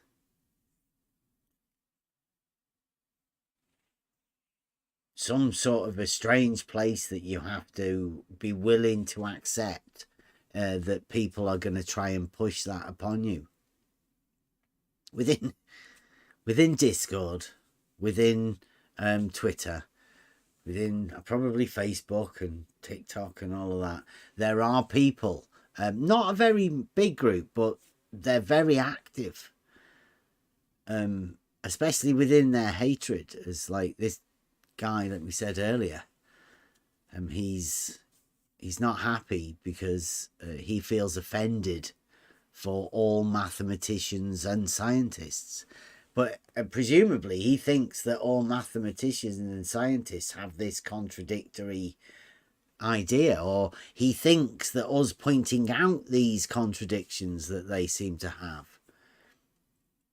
is something that he can feel offended at.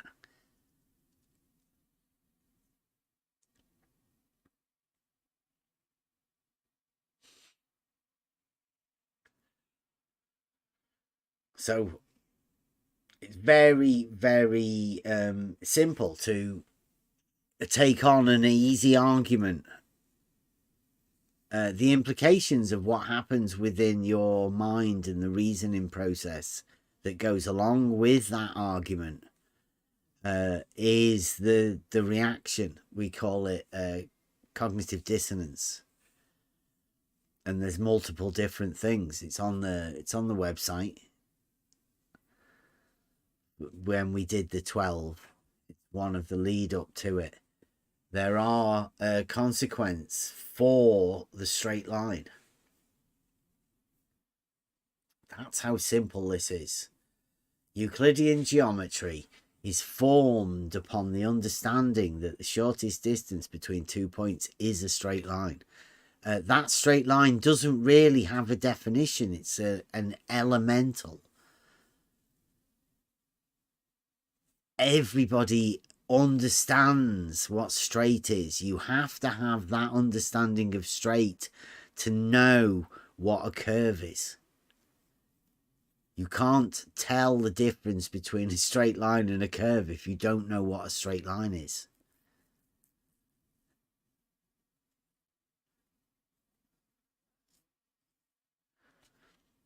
Yes, deviation from straight. You cannot say that a straight line is deviation from curve, because it doesn't make any sense. Yeah, without Euclidean understanding and Euclidean definitions, right? How would you describe or define a straight line? For me, I love this one, that points are lying evenly between extremities. This is my beloved one, and because this word even is the best here, because you cannot describe, because saying uneven, you are denying being even, like thing and not thing. So first you have to have even, and then you can say not even. So you have to start with straight line, because we know what even means, because you can within a straight line you can only have one kind of being even, considering points, but we can have many kinds of being uneven. So we cannot define what uneven is, but we know that it is not even, but even is defined.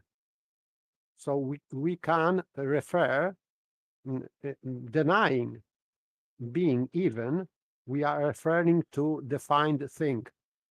I don't think Specifically, you can define it, to be honest. to define what? A straight line. I think this is best definition we can have about points. That But they a are, point is that of which has no parts. It doesn't exist. So how do you predicate upon that doesn't exist? no.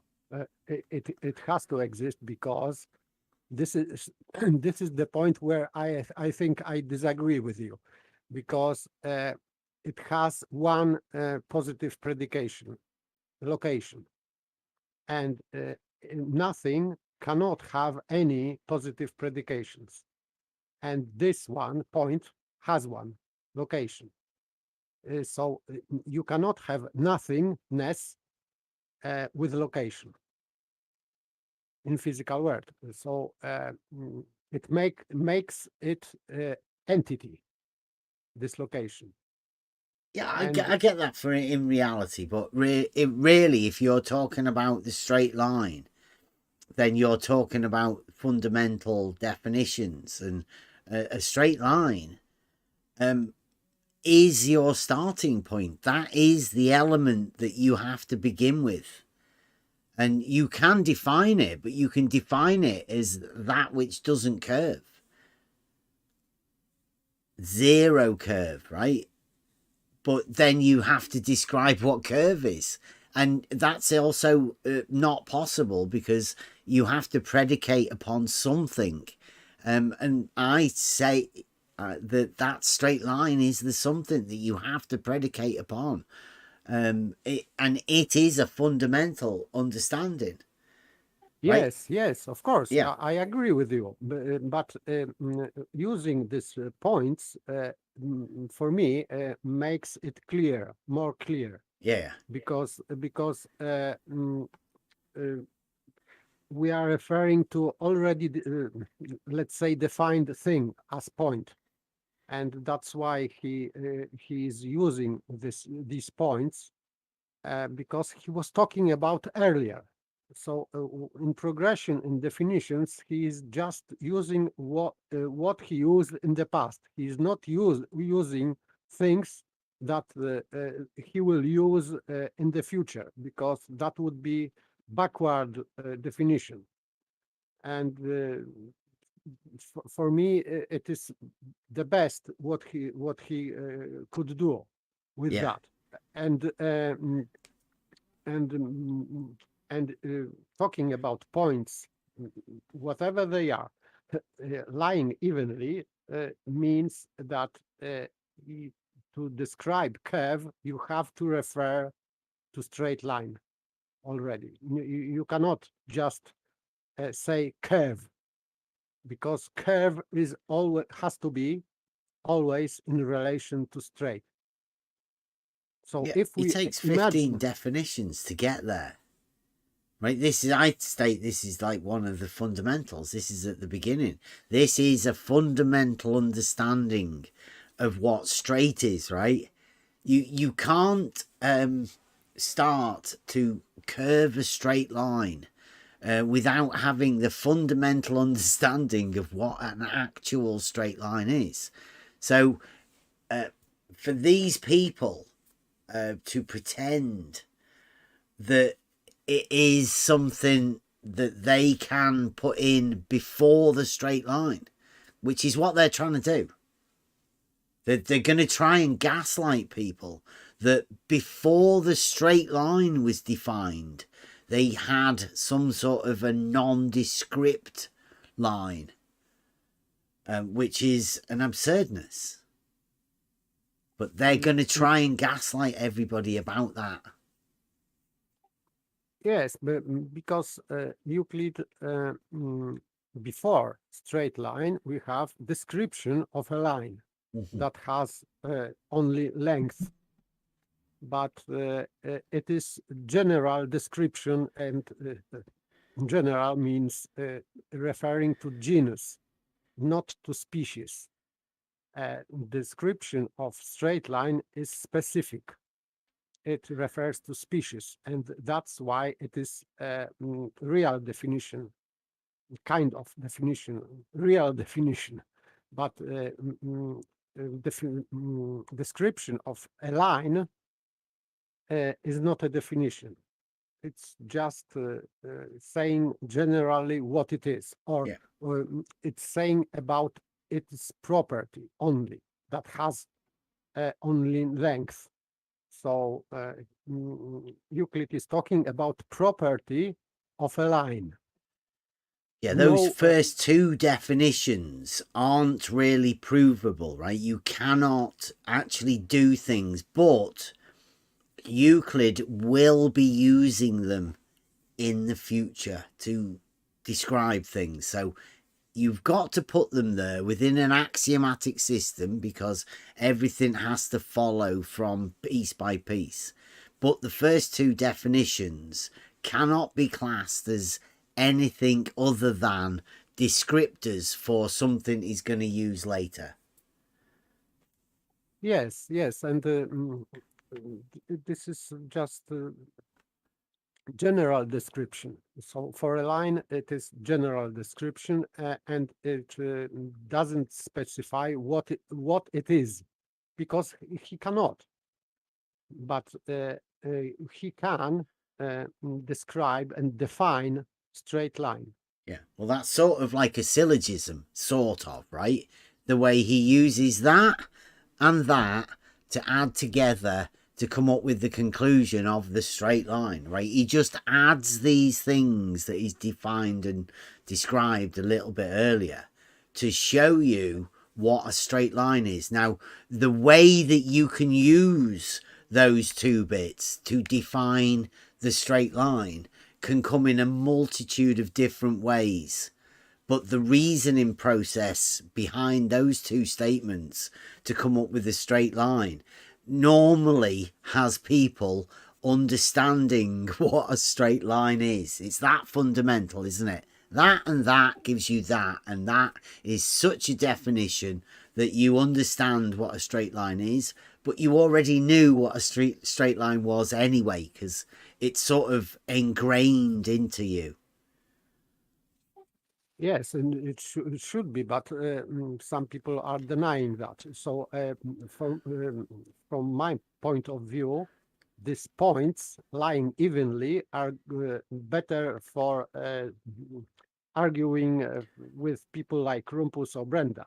I'm not saying that you have to explain normal people to normal people that it lies evenly.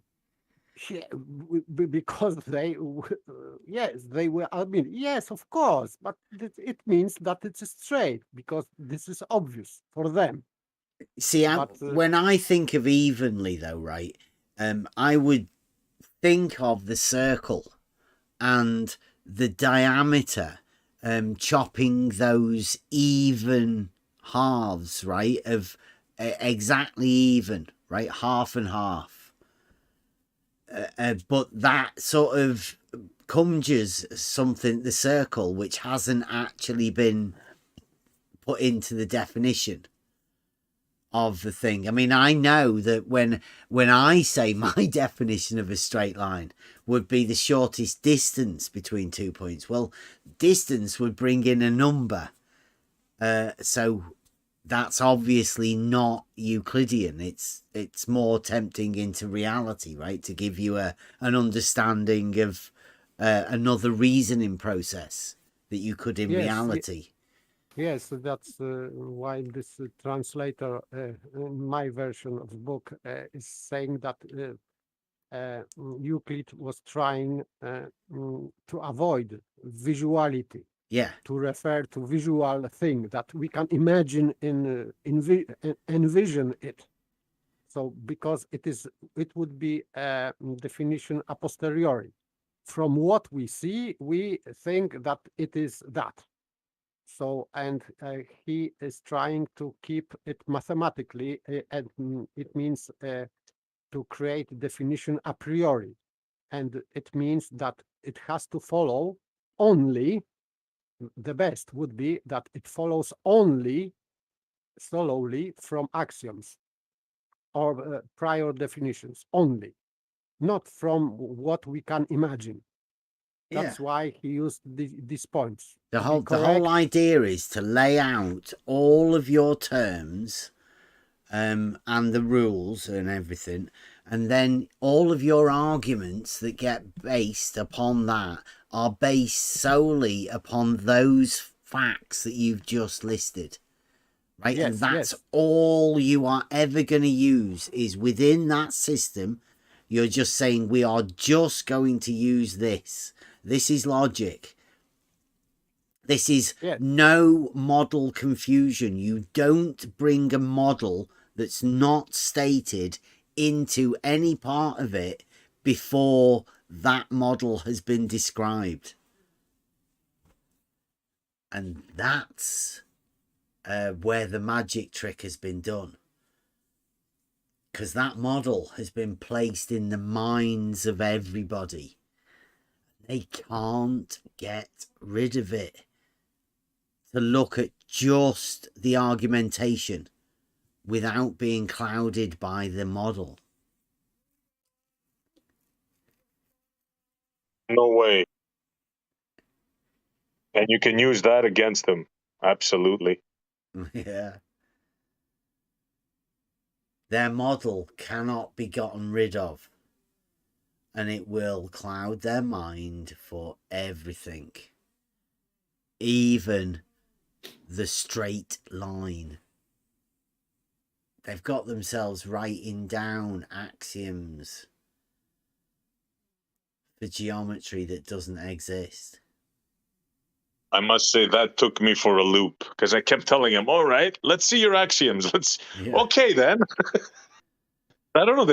He must have just drew them on the fly. I don't know. Wrote them, I mean, on the fly. That is actually, they've reworked some, but that is actually how they did it, right? In the minds of people. There's a step-by-step thing that's happened within the education system. It happened at around 1886-ish. They started changing the education system. They took out logic from the teaching of geometry. So they separated logic and how logic was and how logic was formed with geometry. So then geometry was on its own. It was still taught within schools, Euclid, as a means to help people progress, but it had been detached from logic within the teaching process. So the Trivium had been separated from geometry. So they'd separated the quadrivium and the trivium. So now you've got no founding for your understanding of logic and how all of the geometry came around. Gives you chance to play with rhetoric. Because if you took away logic and grammar,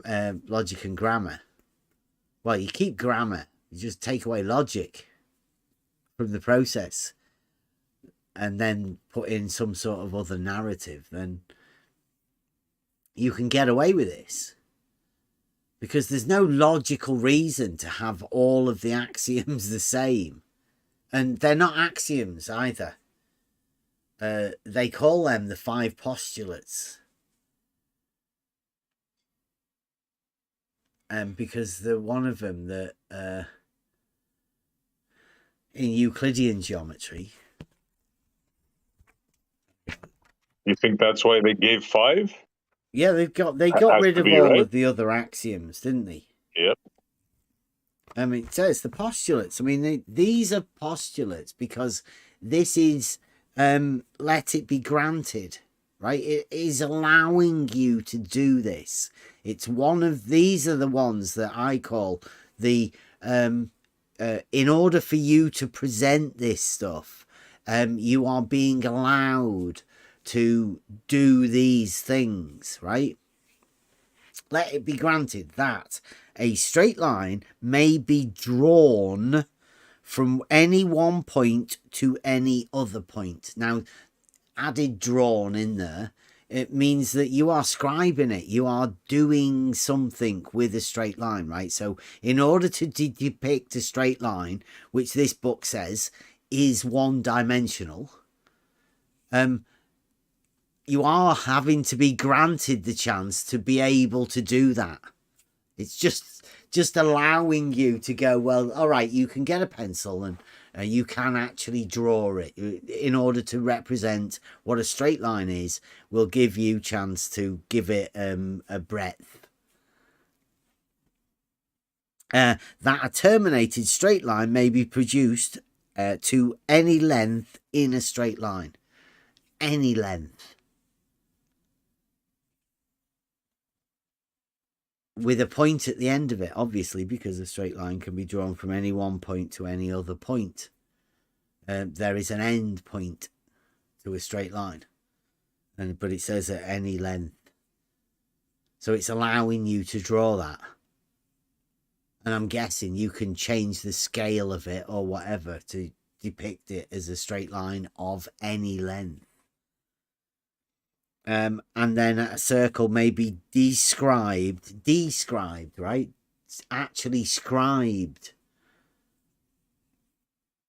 from any center at any distance from that center. Now, at any distance means that you're not confined to a sphere. Definitely not. So that's Euclidean. Now, they would be saying that these don't apply, or they do apply. Do they apply to a surface of a sphere? No. It's not a straight line. You can't put a straight line on the surface of a sphere, sorry. Anybody that tells you you can is blatantly gaslighting to you, because the surface of a sphere is a constant curvature, surface of constant curvature. You can't put a straight line on it. Literally impossible putting a straight line on a surface of constant curvature.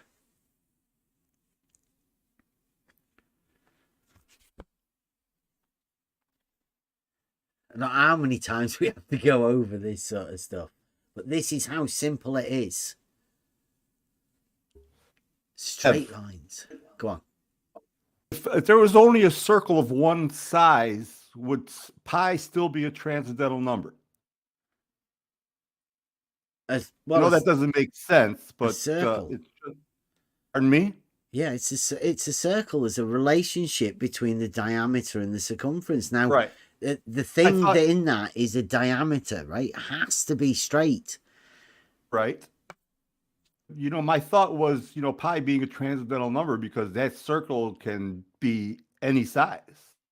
It can continue to grow and grow and grow as long as the diameter grows. I was just thinking, if it was just one size, would that number still be transcendental? That's just a thought I had. I just wanted to throw it out there. Well, the thing is, with the Reductio ad absurdum, right? You could literally say that and say, well, if the circle was on a sphere, then the diameter on that sphere would be bigger than the straight line. Correct. And therefore that relationship between the diameter and the circumference would change. Therefore, pi would not be transcendental, or may not be transcendental. I mean, who knows? But it would be changing, forever changing. Pi doesn't do that. So therefore, the circle cannot be drawn on a surface of a sphere. Okay. Therefore, the straight line cannot be curved because the diameter would have to change its relationship on the circle. It's like it proves the impossibility within a reductio ad absurdum. Wouldn't you basically be drawing a cone when if you draw a circle on a sphere? Yeah, no. Well, I suppose, yeah. Yeah.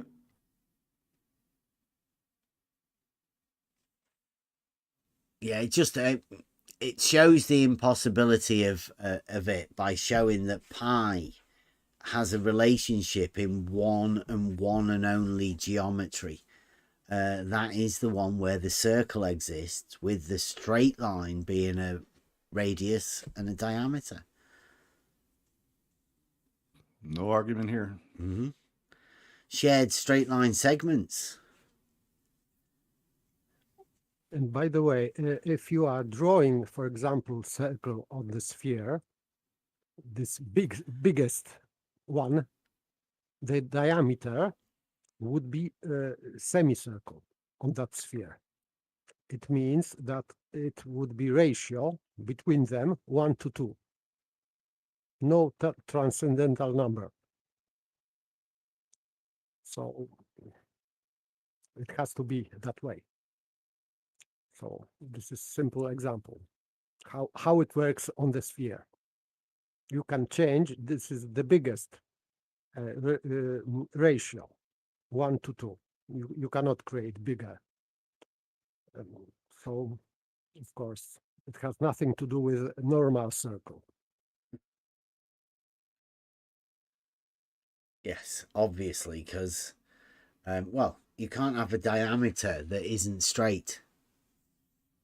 It's a contradiction in terms. Through Euclidean geometry, the definitions are stated through the geometry, but it's not stated through the geometry. It's not geometry that defines it. It's the thing that is, that gives itself the definition. They build upon each other. The words don't bring them into existence.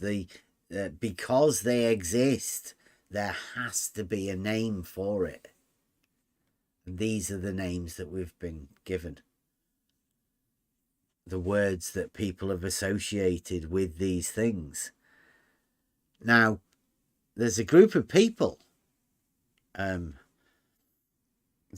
have decided that they know what knowing things is. They know about knowledge and the acquisition of it enough to be able to tell us that there are contradictory definitions of things. But luckily we've got the Trivium to show us how things are defined. We've got Euclidean geometry to show us what a perfect axiomatic system is and how to do this process of defining things first before you can structure an argument built around statements using just the defined words. And we have that. So there's not many people that could fool us by saying straight lines on a circle, straight lines on a sphere. I mean, it's ridiculous. They know it is. But they're going to keep doing it, and it's going to get worse, this gaslighting.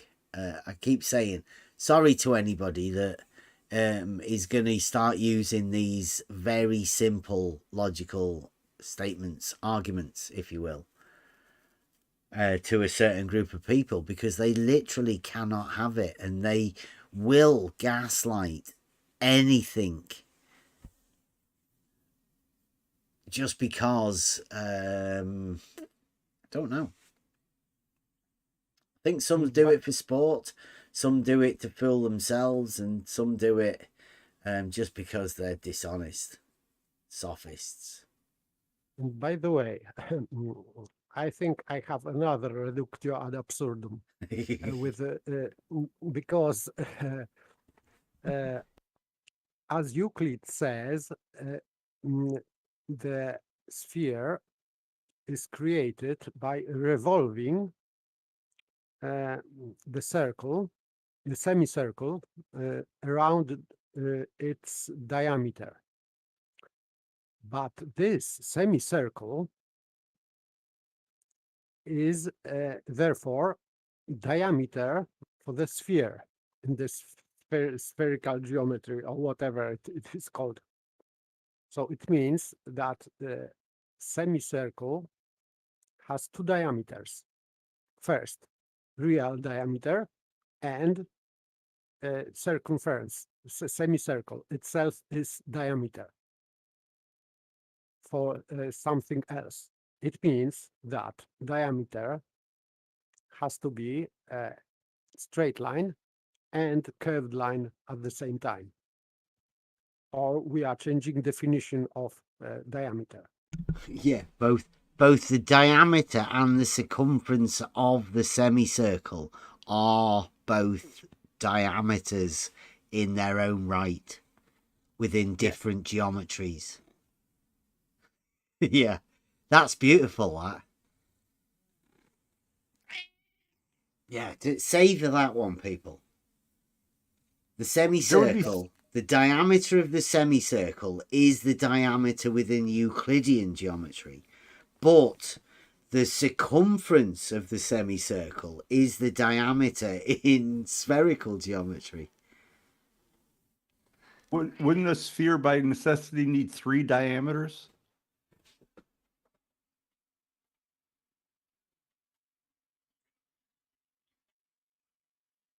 Oh. I mean, you couldn't grow one diameter without growing the other 2 exactly the same. Otherwise, it wouldn't be a perfect sphere any longer. Talking about the interior of a sphere. Oh, that Maybe is. I'm looking at it wrong. And I'm just trying to get paper. That's beautiful paper. Putting that together. The sphere is made up of the revolution of a semicircle. Yeah, I see that. Right, well, that semicircle has a diameter. Right. But once you form the sphere, then the diameter, like they've just explained, would be the circumference of that semicircle, the largest circle that you could form would have the diameter that would be the circumference of the semicircle. The great circle. Back that up a little bit again and say that again. The largest circle that you could ever make on the surface of a sphere would be called a great circle. Okay. Right. Now that great circle, if you class that as a circle, the diameter on the surface of that sphere would be the circumference of the semicircle. Semicircle. Okay, I see what you're saying. Okay, so the diameter of the original semicircle is a straight line. But that within Euclidean geometry, that would be classed as the diameter of the sphere of the semicircle that forms the sphere, right? In Euclidean geometry. But within spherical geometry, the circumference of the semicircle becomes the diameter.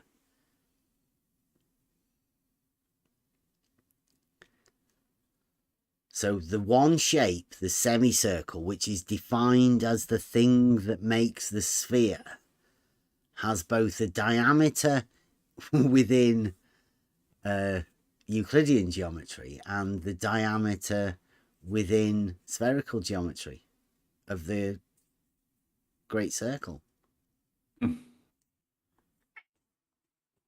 Interesting. Yeah, Different. it is. Yeah. And it means inevitably that this original semicircle is diameter also. So this is, for me, this is absurd much. Well, it's absurd that one shape, a Euclidean shape, has both the diameters of 2 different geometries. How can you possibly form a geometry around something else of a different geometry. It's an impossibility within itself. But still, in Euclidean geometry, because it is revolving the semicircle, it means that in Euclidean geometry, diameter of semicircle and the sphere are the same. It is the same thing as we normally can comprehend. But this is the same line. We are just revolving around this. So diameter of semicircle and sphere created by this semicircle are the same. But in spherical geometry, they are not. Because already just moving semicircle creates diameter from this semicircle. So for me, it's just pure absurd. Yeah. It is. It's ridiculous, but that's the absurdness of the model. That most people go, it's a bit much for me to be thinking about now. I've got to do the washing up, or I've got to go wash my hair. It's one of those things that the logical process means that I think you end up dropping the model. But then within the arena that we're in, there's a group of people that have made it so ridiculous that they want you back on their team. They want to sell you a model that is based upon absurdness. And if you don't accept it, well, it's like brown coats. Have you ever heard of the brown coats? I know they don't like calling that, but I mean, it's very similar. Where they just sort of harass you into compliance to an absurdity.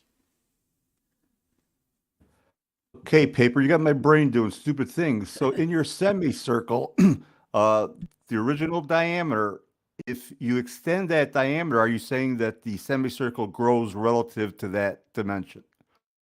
Because I'm thinking practically, if you built something like that and you stretch the diameter out, the semicircle would just collapse until it reached the same length as the diameter. You'd no longer have a semicircle, you just have two diameters. I'm thinking, in reality here, so I'm trying to put it in relation to what you're saying. No, I am saying that it is impossible. It is impossibility because in Euclidean geometry, the same semicircle and sphere based on this circumference, they have the same diameter. It is obvious. I understand, yeah. But they magically they are creating from this semicircle they are creating diameter. But what about the original diameter? For them it is disappearing, and the semicircle is replacing diameter. I'm talking about the straight line diameter it's replacing. Yeah, of course. Right. Diameter of semicircle is straight line, normal. Correct. But and you are just revolving around this. This diameter becomes your axis, and you are rotating this semicircle around diameter, and that's why that's how a sphere is created, and that's how Euclid describes sphere. Okay. Just revolving around diameter of semicircle. Okay. But for globers, this diameter disappears because they have only things drawn on the sphere. So this semicircle, which was not diameter, now miraculously becomes diameter. So that's nonsense. It Appreciate- means that semicircle has or two diameters, or just one of them, this original, disappears, and circumference becomes diameter, which is obviously nonsense, because it means that circumference and semicircle and diameter are the same, which is obviously nonsense, because straight line and curved line cannot be the same. So, and diameter cannot be a circumference of itself. So, just a bunch of nonsenses. We can create many nonsenses based on that. Appreciate it. Thanks. I quite like that. Hey, you got me thinking too hard here. Come on, guys. That's the problem with people, right? I think a lot of people, myself included, right? If sometimes there's a problem that you think that's ridiculous, well, that's the idea of what paper's just done. Showed you an absurdness, right? And that cognitive problem, right, of you trying to work out what he's talking about is because it's absurd. And that's what it's like to have an absurd thought. It hurts. It, like, you can't solve it. It's an unsolvable problem. You know, that's basically what true, because my brain was trying to put this thing in 3 different directions, and it wasn't coming together. No, it cannot. That's why it is absurd. Yeah. You cannot add it. You cannot add it. Normally, diameter straight line, diameter of a semicircle is the same as the sphere created on that semicircle, evolving around diameter.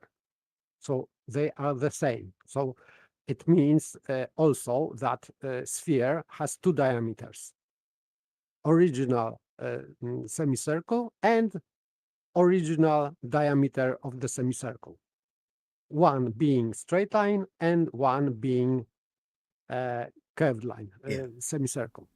So it means that sphere has 2 diameters.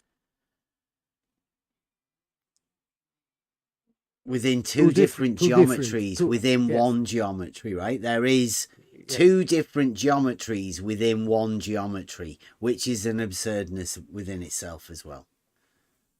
Okay, but what determines the length of the semicircle based on the relationship to that diameter? Make it spherical. Because that's the sphere. The sphere is made by the revolution of a semicircle. How do you get the semicircle? You got the straight line. How do you get the length of the semicircle in order for it to be spherical? Because it can be oblate. I mean, it could be oblong if that length of that semicircle isn't correct. Well, it wouldn't be a semicircle then, would it? Yeah. But yeah, you have to have the said... Euclidean semicircle, which you have to have an understanding of semi, even, a circle, splitting in equal halves of a circle. That's what a semi is. Yeah, I get that. It's just the radius extended to other opposite side. So it is the diameter. So if I gave you a length of a rod, say 2 feet, how long would you have to make that piece of string in order to create that semicircle? How would you figure that out? If you didn't have a drawing of a semicircle on paper to just lay it out with, how would you figure out the length of the string needed to make a semicircle? You draw a straight it out, rod. You'd use the compass to draw it out, to get that piece of Yeah, string. but what I guess I'm looking at if you didn't have those tools, Well, this because is what this is you talking obviously about need the is the compass. definitions within geometry, right? I So guess you I'm can only use the things that we're dealing with within the fundamentals of geometry, right? You can't bring string into something where it's not mentioned within the argument. No, I understand. I mean, you're talking about on paper, I completely understand it. I'm just saying, say I wanted to build something, my brain goes to practicality right away for some reason. I don't know why. I'm not having an argument with you. I'm just wondering if I needed to figure this out in the field for whatever God knows reason, would I be able to do that? Is there an equation based on the length of that diameter, create a perfect semicircle? Without a compass and a piece of paper, like I said, to lay it out and then just, do it that way. I'm sorry, my brain's I doing don't weird think things. there's only the geometric way of you describing it. And Okay, a I get that. I semicircle get is that part for the sure. definition of a circle, and then you knowing the halves of it, how to even and have a diameter as a semicircle.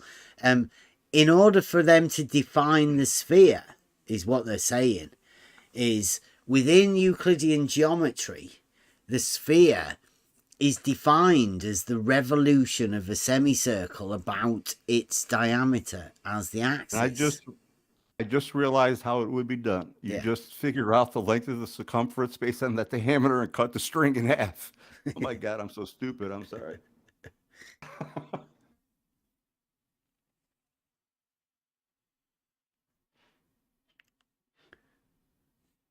Some reason I got to be able to see things in my head, Bev. That's why I think that's with everyone, right? That's why it's worth going over these things many times, because there will be other people that still don't get this. I hope you don't mind me doing that out loud. No, putting I'd things like together. it. I thank you for doing it, because there'll probably be other people that don't quite get it either.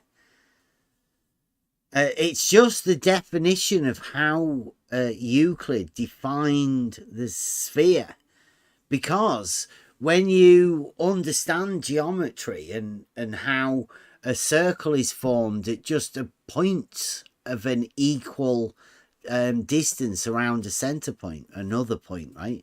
Then that's how you define these things. The sphere is very difficult to define, because you can't really define a center point like you would with a circle, because a sphere, you can't see that. You can't define something from where you cannot get to, right? You cannot say that a sphere is all points equal as another point, because that point you can't get at.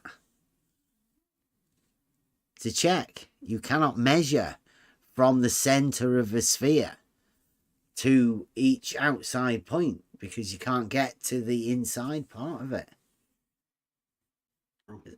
So defining the sphere as a revolution of a semicircle, it gives you the understanding still that the diameter can still be measured, right? And each point at end of the diameter can be described as the diameter of the sphere still.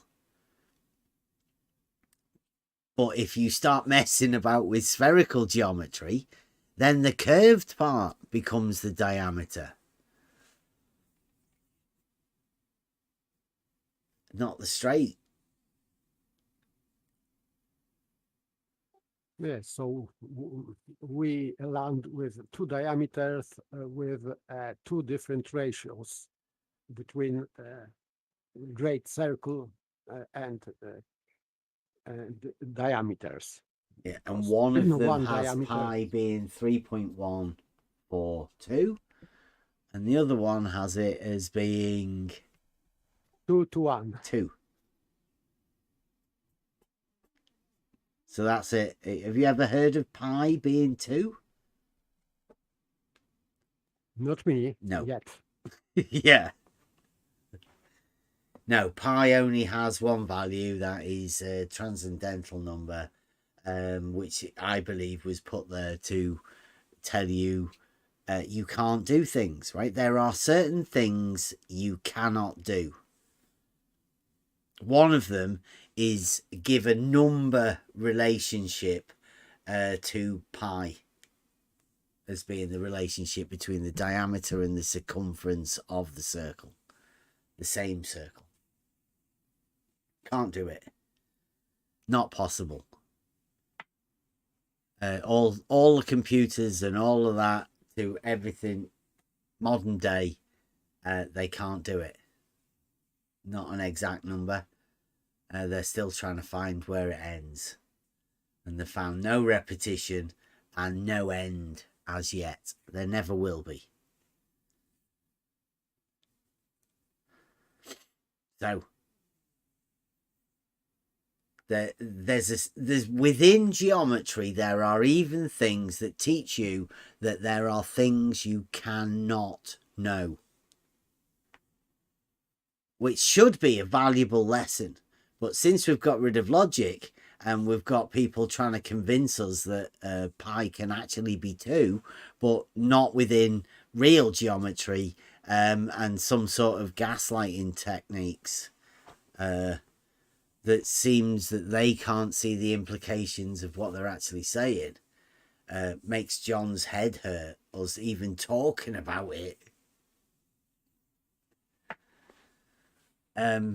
Imagine the gaslighting that's going to go on in the future, because it's only going to get worse. These guys can't keep going with this, surely.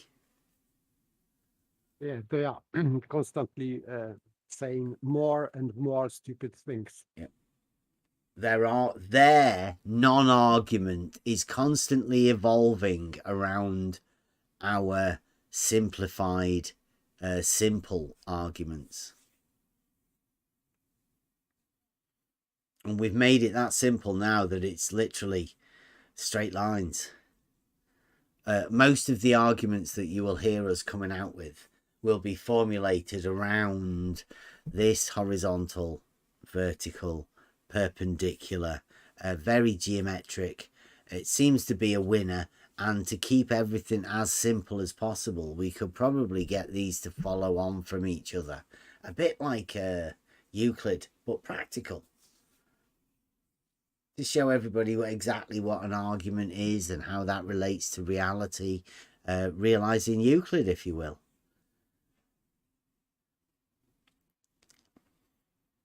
And some good times for simple arguments. Some good fun to be had. And some, obviously, because we've got the injection of Reductio ad absurdum, there is a comedy element to what we're going to be doing. A fun part. It is funny because, for example, imagine a sophist who is talking like half an hour to build his very sophisticated argument, so-called argument, and you can cut off him with one or two sentences which are a reduction into absurd, and imagine that silence in the audience. So half of an hour speaking gibberish and 2 or 3 sentences joined together, just destroying this. So yeah, yes, and there will be many of those 3 sentences, right? For every argument there will be a logical link to reality that you will be able to counter bullshittery with. And our aim is to make those arguments as simple and understandable as possible. That's what we're going to be doing. Finding a great job today, guys. It's because you're back, John. You help us out. We missed you. Welcome back. I missed you. Thanks. I forgot where we were going. Oh, I was going to go over some of the things. Has anybody got anything else? Because I think this has been good, hasn't it? Spherical geometry. And the fact, well, thank you for SE bringing us the spherical geometry. I mean, this is the part, I think, of where mathematical conceptions and theoretical things that don't exist have managed to take over and infiltrate the mind into people what geometry is a definitive art, if you will. It is logic taken to the unarguable, I think. After the sophists come to play with all sorts of different arguments, the one thing that would remain that is unsophisticated, right? You cannot apply sophistry to geometric arguments because they are proved, they are proven. And if you have the understanding of logic to know that geometry is an axiomatic system, a perfect axiomatic system, then you can't really be fooled. You shouldn't really be able to be fooled by people that don't know. They're not that. The beauty of Euclidean geometry is that these proofs you can describe on the piece of paper. So you can really see that. You can refer to imagination of people.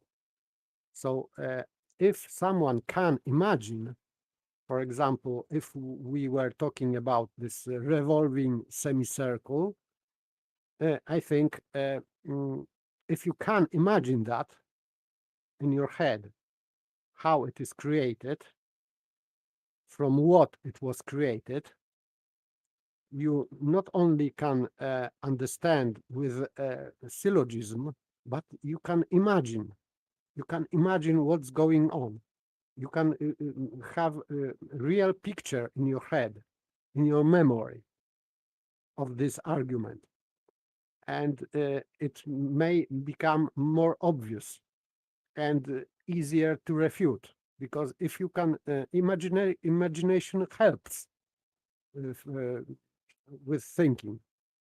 So because we are always referring to visual world, so if we can imagine geometry and proofs how it is done in our head, it is more easy to refute pseudo arguments from other side, because we can also imagine, or rather not imagine, what they are trying to create, because they are trying to create things that we cannot imagine.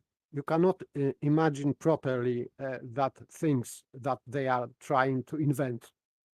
It is impossible. So I think that this is advantage of geometry, because you can visualize these proofs.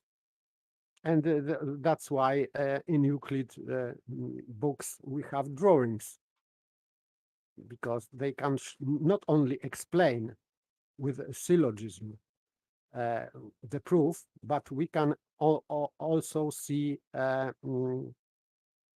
this proof on piece of paper.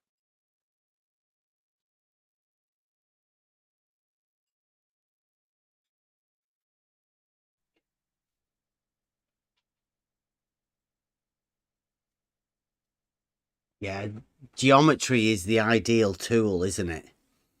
To show exactly how the trivium leads through the grammar, the definitions, the logic, and, well, the rhetoric isn't really part of geometry. Yeah, because how can you argue with the facts? Mhm. There is statement in Latin that you cannot argue against facts. So then they would try to argue against facts or proofs, and these proofs you can see. So in order to disprove in this rhetoric, you will have to deny your senses. That's easy for them. That's not a problem. Yes, Today yes. they were telling me level is a circle. So dialetheism at work. Yes, so it is easy, for example, for Brenda to deny senses. Of course, yes. But let's stop lying about people. no, I am not lying about Yes, you. you are. You're lying about people. Which? Who? That you have to deny your senses. Yes, you denied senses many times. That's a lie. That's a lie. No, this is yes, truth. it is. Yes, it is. It's a lie. You denied. It's a lie. No, Stop it is lying. truth. Stop lying. No, don't Stop interrupt lying. me. Stop lying. Example. Stop lying. Example. This black swan. You was denying the horizon that you cannot see. Are you a flat earther now? Is that what you're saying? No, you were like, it was like 3 years ago or 2. I can't remember. You were discussing with QE and Nathan Oakley. Yeah. Yes, and you denied what you see. No, I did not. So you were denying. Yes, you were. No, you're lying. I denied the conclusion. I denied their conclusion. No. They wanted you to point out where horizon is, and you denied what was visible, that the horizon is far, far away. It was visible because it was magnified contrast in this picture, and the horizon was visible, and you said that this is claim. not there. No, That's not your claim. You're just making. I remember. I remember. No, you're just lying. You're just lying. I remember what you said. I remember that I denied their conclusion. No, you denied where horizon is. No, you're just a fucking liar. No, you're just a fucking liar. Don't sit there and lie about people. No. You can yes, go. You are lying. That is not what I said. You can go to this show and repeat. Yeah, I don't care. Yes. You are Well, lying. what did you say then, Brenda? Come on. What did you say? I said I didn't know where the horizon was in that picture. You fucking liars. In the picture? Yeah, in the picture. Fucking liars. No, you are lying. I said I didn't know where the horizon was, you fucking liar. No, you are lying. Come on. They wanted to show. Don't get so aggressive, Brenda. And now you are I'm lying. not the one who's accusing me of being a liar.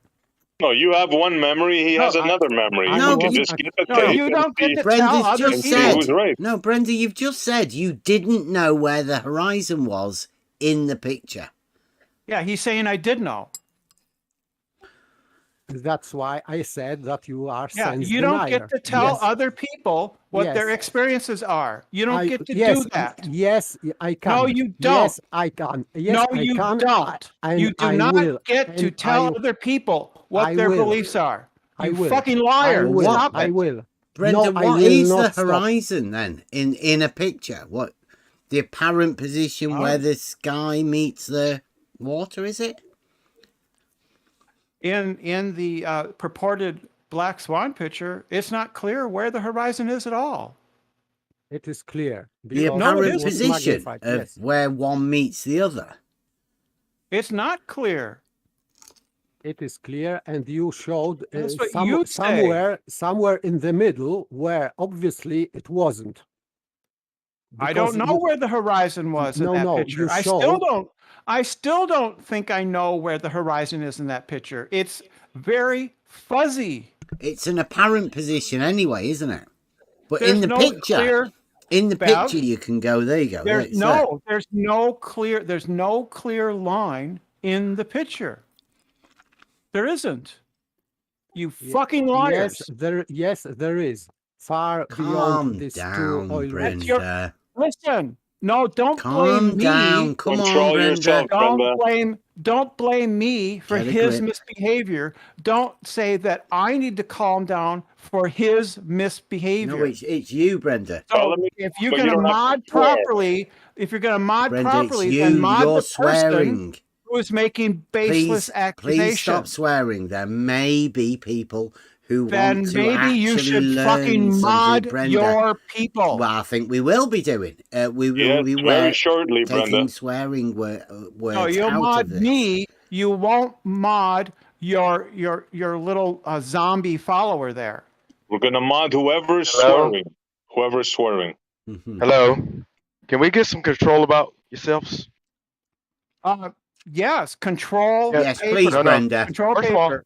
Tell him to stop First of all- attributing beliefs to me that I don't hold.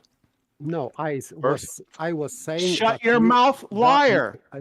Brenda. Shut your no, mouth, Brenda. no, liar. no. Brenda. Shut This your last mouth. Brenda, you're going to be I was- silenced. Why am I going to be silenced? I am speaking out against the person who is making false accusations You're over about me. talking to him. No, I don't give a shit. Let us hear what he's got to say then. Brenda said, I said about Brenda that he denied senses, his own senses. It's she, And- by the way, you fucking piece of shit. No, It's she, you fucking piece from- of shit. From Shit. Hey, shit for brains. from The person that thinks from that my arithmetic knowledge, isn't Brenda, mathematics, you you admit fucking it. moron. You Oh, come on. admit it that you are a man. Now, fuck off, you piece of fucking shit. Why don't you go shit in your Oh, hand? come on, Brenda. Brenda. Brenda denied senses, and that's my accusation. And to support that, there is discussion on that picture when Brenda said that he didn't know where it is, and but later he said where it is, and it wasn't there, of course, obviously, because it was between this apparent horizon far away and this true horizon which was closer. So I remember that well. So he's just lying now, then and now again. Obviously, Paper. It's obvious that you've kept your calm. Obviously, sounds like you're talking the truth. Whereas somebody got triggered and started saying swear words and acting like a child. Normally a sign of them being nervous and being caught out as a liar to everybody for plainly see. Everyone can see it. Yes. If it is not erased from, I think, Nathan Oakley show, so everybody can just go through this. It's like 3 years old, so. Well, only thing I'm gonna say is I did kick Brenda out. We just stick with the argument. You don't have to address people like that. Yes, so, but it seems like Brenda shouldn't be angry because he's sense denier, not then, but always, if it comes, because this is normal procedure within globe. There is a point where you have to deny your senses, because you cannot argue otherwise. You can just only close your eyes and say that you cannot see anything. And this is method, by the way, that Brenda used also, that he cannot see what is depicted in the picture at all, because he's not willing to. So that's the tactic. So There's more of dishonesty, people like Brenda and Brenda himself. Well, the problem with that particular argument is that the black swan is set up the wrong way round. So in order for a globe believer to find the black swan for that particular argument, they would have to be able to deny their own model. So QE's black swan wasn't particularly aimed at globers, which is I believe the problem, one of the problems of that particular setup and argumentation form. Yes, but still, a picture was a picture, and on that picture, many people can see what's going on with that picture. So I was referring only to the picture, what we can see in this picture and what we cannot see. So Brenda obviously couldn't see horizon beyond this oil rigs, which is visible not in original footage, but this picture is already enhanced. It has stronger contrast to make it visible. So that's why we can see this far horizon. And also in that picture, we can see this normal, natural horizon without enhancement. So there is a gap between two horizons. And Brenda pointed, because Brenda didn't agree to any of these horizons, nor the closest and nor the farthest, but he pointed something in the middle, where is nothing like horizon. So not only denying senses, not only lying, but just conjuring things in the middle. So it was very convoluted, but still denying senses and lying. And I keep my word for that, and I will not change because I remember that discussion. Yeah, I know what you mean, because when you find out that you're being lied to, I've done it myself. There's multiple people that we've obviously found to be blatant liars using either sophistry or parasophistry, or just sort of blurting out their own paralogisms. We've done that so many times that's why I'm not particularly keen in sitting in rooms with people, arguing with people that I've already proved that are blatant liars. I don't see why it needs to be a conversation with somebody who you know is a liar. It's a pointless conversation. And to engage in a circular argument, because it's not going to be an actual argument with any of these people that you know are liars, sophists, it doesn't really seem worthwhile. But thanks for Brenda for coming in and showing us again how the mental process works from when you get exposed as being a liar to what happens. First, use face recognition to unlock the debug.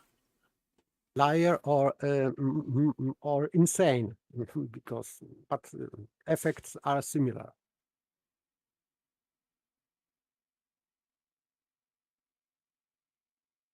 You can say something like play workout music or set a timer There for is 5 something minutes. like common These sense, are the so capsules we I can can help compare with. what we see. Okay, with people with like average sight sense, we can see what we can see, and we don't. So we would not argue just like part of millimeter deviation from something, because it could be not very well visible. But if we are talking about black and white, there is no mistake. Everyone can distinct between black and white. So this is no argument.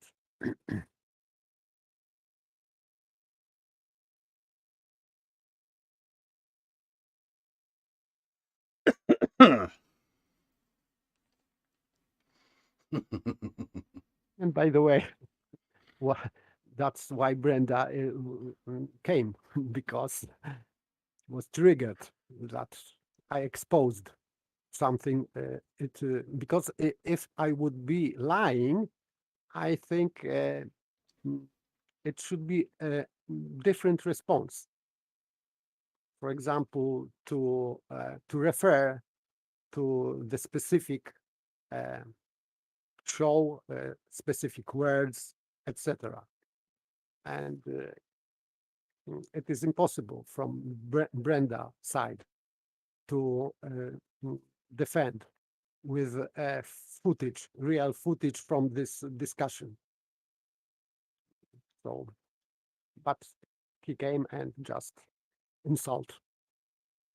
Yeah, it would have been nice to have heard Brenda's take on the new Black Swan that they have to provide in order to disprove horizontals being parallel. Physically impossible. Mm-hmm. Yeah, but I heard that Brenda went on Red's Rhetoric and the non sequitur show after we disappeared from there. So I've heard that Brenda was talking lots of shit about stuff, about me personally, as always. But we don't need to hear from Brenda. And since none of the other people will ever come and talk to us or say any of that to our face, then who knows? I'm going to have to watch a video, and I'm definitely not going to watch a video to watch people or listen to people talk about me. I can't see the point in doing that. Although there's a lot of them that do that. Right. Yes, this is part of tactic. So they cannot address arguments, so they are trying to insult people instead. You know, I used to get a kick out of that kind of display once in a while, but it has no appeal whatsoever anymore. It just, you don't even want to listen to it. That was a horrible display. Why would you even come here to do that? Brenda got triggered, I think, as soon as Brenda heard dialetheism. No, Brenda was already Maybe triggered when I pointed out that he denies senses, but it is not my biggest crime here, but I pointed where and when it was done. So someone can just go there and check if I am talking truth or if I am lying. So you called him out and he didn't like it. Oh, that didn't help, of course. Yeah. Not that it was anything wrong with that. I kind of enjoyed it. Somebody that has no argument just come in to hate on the host and gets their ass handed to them. Well, let's be honest. That's all that's ever happened around here. You can't come into a place where we're literally talking about the Trivium. And that's the one thing that they cannot acknowledge. Led by identity crisis dialetheist. getting the first law of identity. You can't define anything. Brenda's told us that. Like the Lewis Carroll, the Mad Hatter, Humpty Dumpty. Anything can be defined as how I define it. Living in Alice in Wonderland. Brenda, that's what's been taught by these people. They've been taught fantasy as some sort of a way of coping mechanism, and look what's happened. People think that they can define words into existence and define them how they want, and use that within an argument form. That's obviously not an argument. It's not even structured like an argument. This I would say that this is stage of solipsism. So Brenda is already, I think, in that stage that he's not arguing with us, but with himself. We are only just appearances of something. This is, for me, this is the stage of solipsism, from narcissism to solipsism. And solipsism is that I am alone in the world and everything is my projection. So he's not really arguing with us.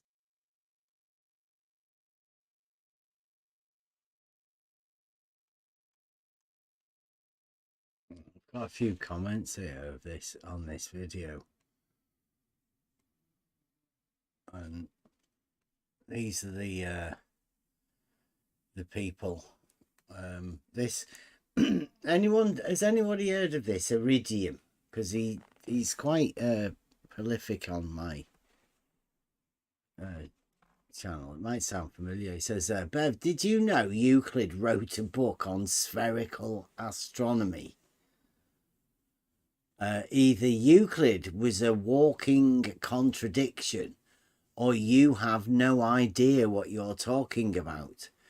Do you care to explain which one it is? Spherical astronomy. I've never heard. No. That's something that they've made up. Even the fact that Euclid may have wrote it is probably made up. Because I think when you go back to look at this book that they're talking about, the earliest reference is 1970 something, I think. It's very strange. And this Stefan Mudd, he's put here, right? He's put, Bev, would all verticals be parallel on a sphere? I like it. Oh, that's ridiculous. Have you ever seen an egg slicer? Why are you referring verticals to a sphere? Yeah. Verticals are referred to horizontal, not a sphere. It says, because when we do measure this, brackets, in several ways, in reality, it becomes evident verticals is not parallel. Like, I don't know who's measuring this, but that sounds ridiculous. Nobody measures verticals. I'll just measure this vertical to make sure it's parallel. And I tell you what I'll do. I won't measure that it's perpendicular to a horizontal. I'll not do that because that would be the geometric way of doing it. No. They're mad. Mad people. And he says, I think I'll put it next to a mountain, maybe. He says, just like Red's elevation angles to Polaris show. There you go. Red's elevation angles to Polaris, right, show that verticals aren't parallel, but the lines to Polaris were parallel. I can remember that very well. That's what the red lines were in his drawing. They were parallel. Now, the angles, I don't know whether the angles were referring to that parallel or the vertical parallel, or whether he thinks that the parallels to Polaris somehow informed us that verticals weren't parallel. I mean, come on. I think that's what he thinks. It's a reductio ad absurdum again, isn't it? It's an absurdity to pretend that looking at parallels can tell you that verticals, that parallels aren't parallel. There's no parallels. I'll use these parallel lights to tell me that parallels don't exist. At least non sequitur. Yeah. It doesn't follow.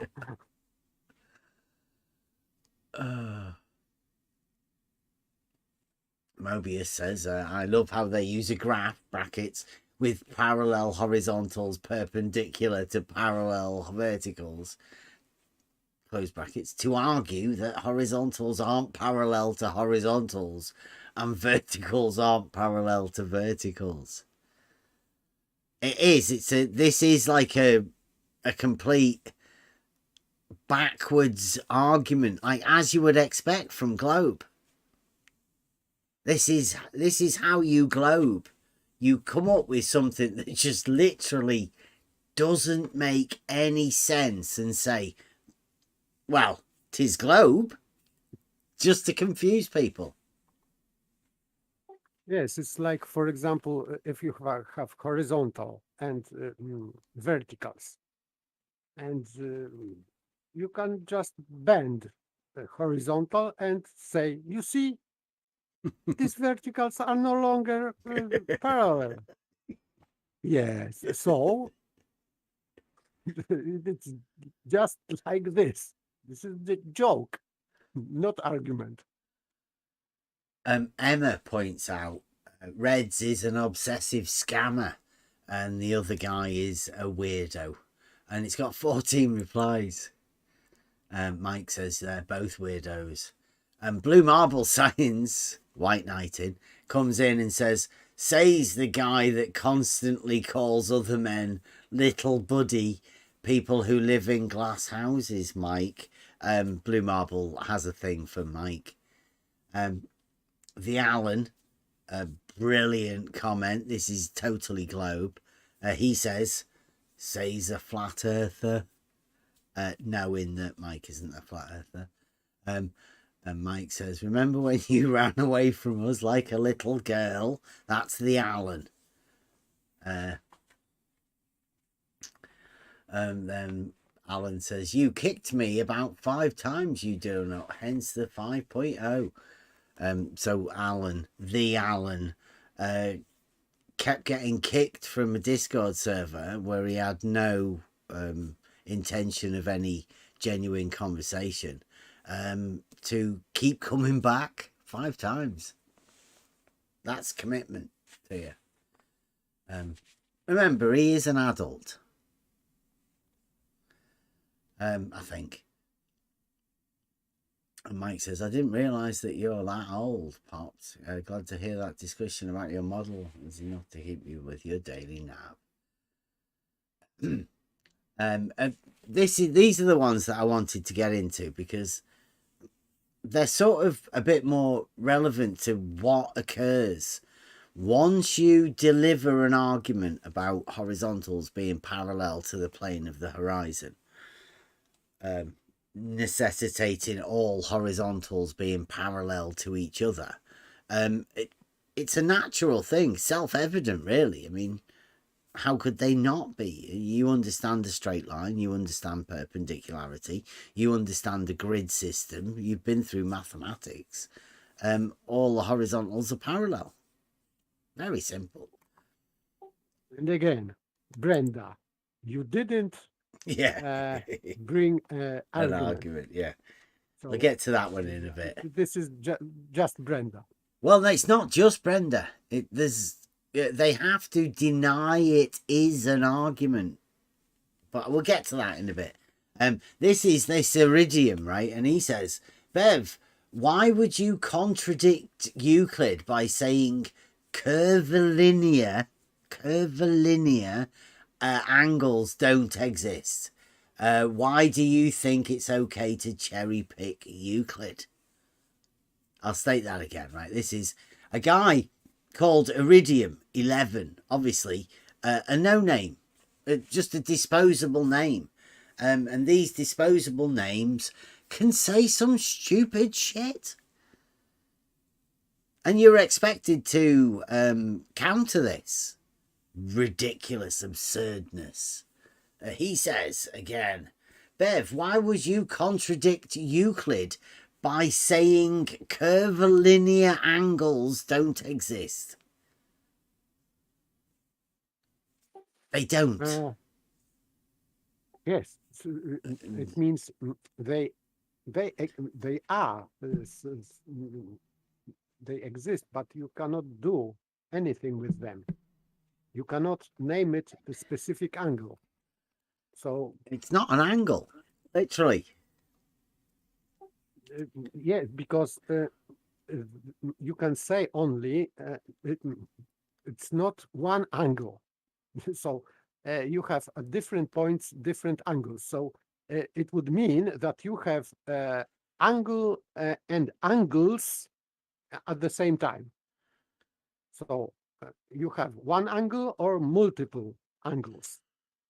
And in that curvilinear angles, we have multiple and maybe one. It is impossible. You cannot have one angle in that regard. So it is impossible to measure because you have to know which one you are measuring with a straight line.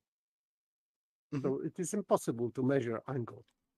I say there's no such thing. Angles are the inclination of one straight line to another. He says, not according to Euclid. You must be claiming that that definition is the one true definition. Why do you think that? Because that is literally the definition of an angle. So he is just, yes, lying because not according to Euclid. So if it is in Euclid, yes, it is according to Euclid. Yeah. Whatever then replies. Whatever then replies. Euclid does not define an angle as the inclination of one straight line to another. It's any line, straight or otherwise.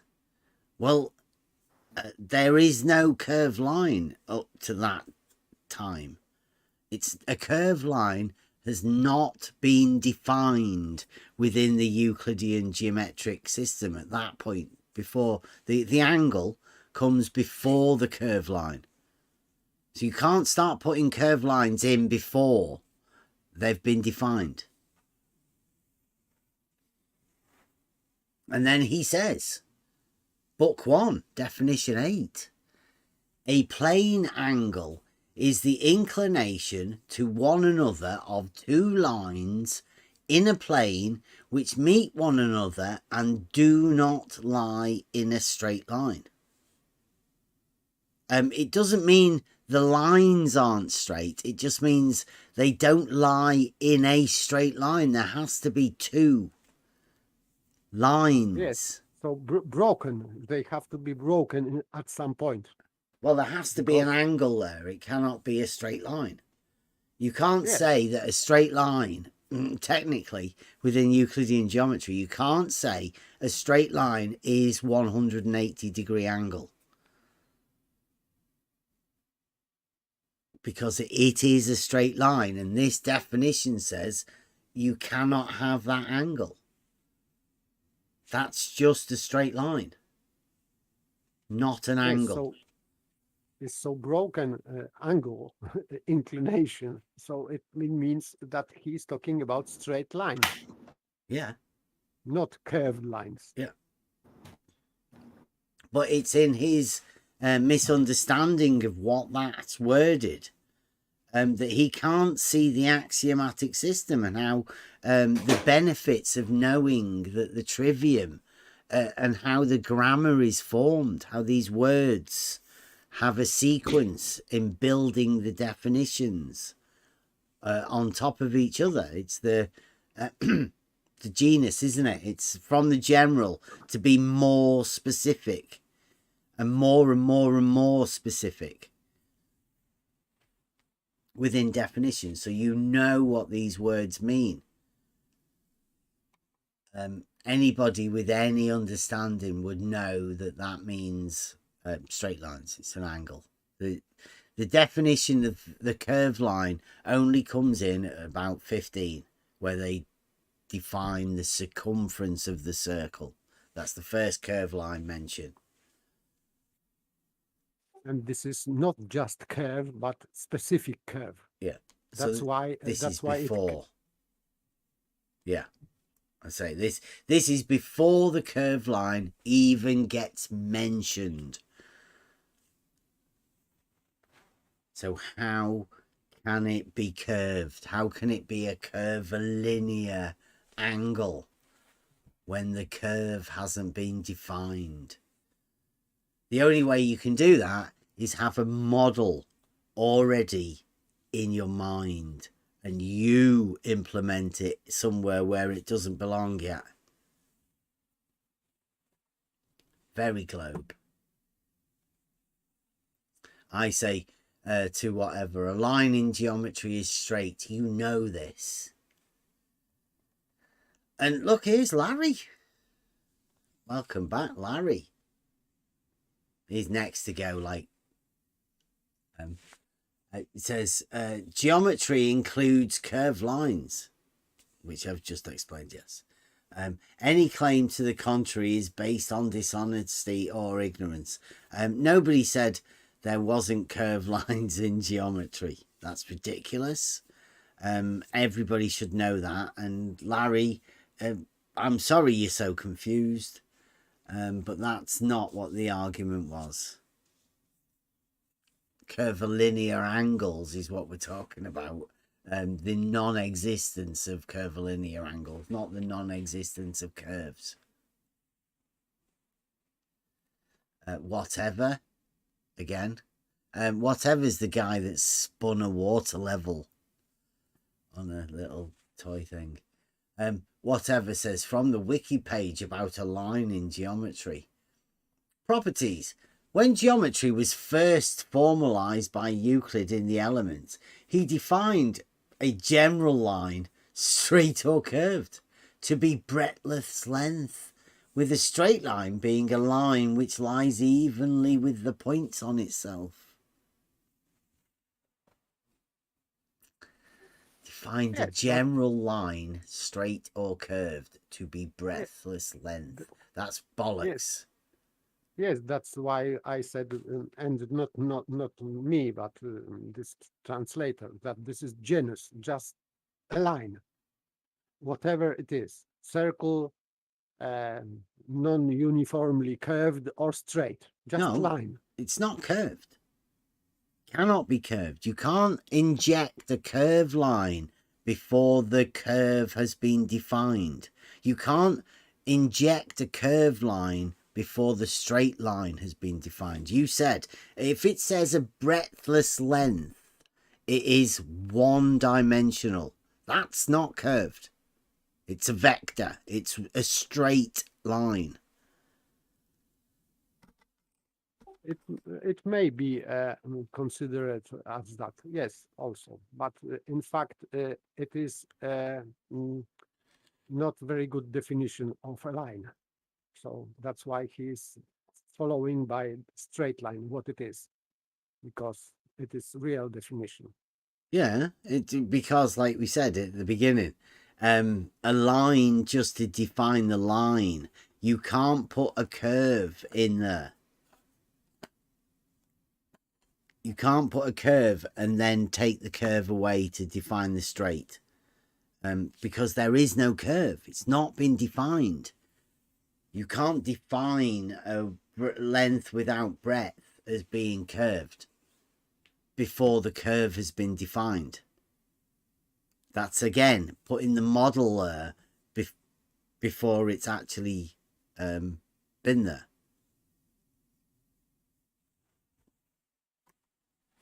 Yes, generally, I agree. Yes.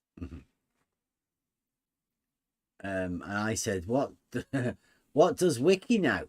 I take it you know how an axiomatic system works in geometry, right? Trying to get him to think for himself, right? The axiomatic system has something following from each other.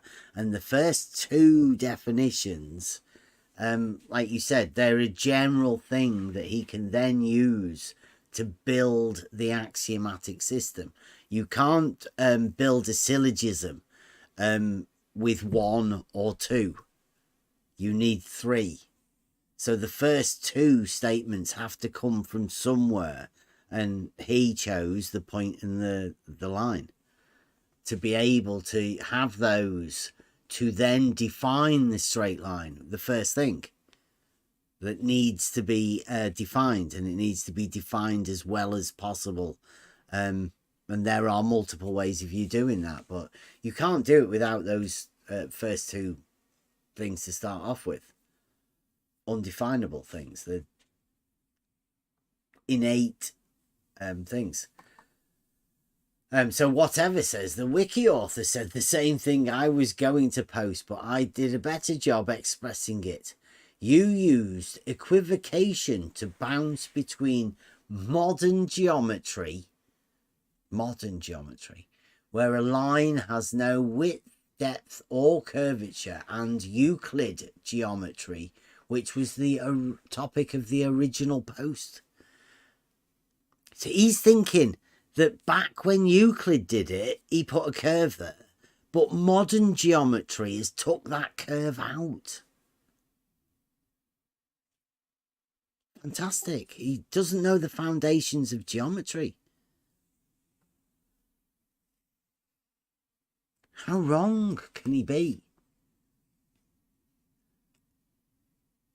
It says, yeah, you used equivocation to bounce between modern geometry, where a line has no width, depth or curvature, and Euclid geometry, which was the topic of the original post. He thinks Euclid defined a curved line before, and then later on, modern geometry, as they calls it, has took that curve out. It's fantastic. And then Iridium says, Book 1, Definition 2, a line is breadthless length. Book 1, Definition 4, a straight line is a line which lies evenly and the points on itself. Book 1, Definition 9, and when the lines containing the angle are straight, the angle is called rectilinear. Book 1, Definition 15, a circle is a plane figure contained by one line such that all the straight lines falling upon it from once amongst those lines within the figure equal one another. Well, it's called a circumference, defined within Euclidean geometry as the circumference. And like we said at the beginning, the definitions follow from one to another, and all he has to define or to use is a line which is straight. But in this particular definition, definition 15, he talks about the circumference, and he says the line that goes around it is called the circumference, naming the particular curve with a particular name, using the line to describe it. And he's using the straight lines falling upon, etc. So he's distincting between straight lines and a circle. And then he's going to use his book 316, book 3, proposition 16. Says, the straight line drawn at right angles to the diameter of a circle from its end will fall outside the circle and into the space between the straight line and the circumference. Another straight line cannot be interposed. Further, the angle of the semicircle is greater and the remaining angle less than any acute rectilinear angle. That's a really bad wording of a very easy thing. Let me get that, because the way they always like to write this, and they use things that are not understandable. What mine says is, the straight line drawn at right angles to the diameter of a circle from the extremity of it falls without the circle. Pretty much similar to that. And no straight line can be drawn from the extremity between that straight line and the circumference so as to not cut the circle. Simple. The tangent is at the point where it's at right angles, and you cannot have another straight line that either goes in either direction from that wouldn't cut the circle. It's sort of telling you that there is one and only tangent that lies at right angles to this, the radius at that point, or the diameter. And it is straight line. Got to be a straight line, perpendicular. It makes complete sense, but the way that they've done it is to get rid of circumference and make it a really weird statement. It says, therefore, lines, this is his therefore, right? Following from a nonsensical statement. Therefore, lines may be curved in Euclid's system, the circumference. And angles may be between curves in Euclid's system. No. Angles are between straight lines. If you want to do an angle from a point to a point, then you draw straight lines to another point and measure that angle in between. Always between straight lines. Yes, because you can have the same angle only with straight lines. If you can pick any point on that line, and the angle will be the same. Mm-hmm. And on the curve, it is impossible. So you cannot do anything with that kind of angle with curve. So you don't know what you are talking about if you are talking about angle to curve, because you don't know what it is. Right, here we go as well. He says that, Bev, explain why you are contradicting Euclid. It's like, I'm not contradicting Euclid. But why he thinks I am? I don't know. I'm guessing they have to think contradictions. I don't know. I think they've been shown that contradictions do exist, and they have to hand it off to other people because they don't know how to deal with it themselves. Their model's based on contradictions, so they have to have everybody having contradictions. Like projection. I think so. I think they just have to hope that other people have contradictions, so they can imagine that other people have contradictions. They hand them to them and say that there is a contradiction somewhere where they don't actually exist. They refuse to see actual contradictions and make them up. Right, this is Brenda. You didn't give an argument. This is when I went to, obviously, I've called this one The Argument. And this is where I went over to Red's rhetoric and showed them that if horizontals parallel to the plane of the horizon, then all horizontals will be parallel to each other. A simple statement. Brenda doesn't think it's an argument. I said, you just get more scars. Brenda must have changed that. I said, you just get more scars if you were to actually comprehend the argument I presented, Brenda. You shouldn't be here troubling yourself like this. Because Brenda does get upset. Brenda says, but you didn't give an argument. When will you?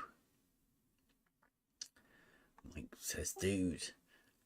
And I say, if horizontal is a straight line parallel to the plane of the horizon, then all horizontals will be parallel to each other.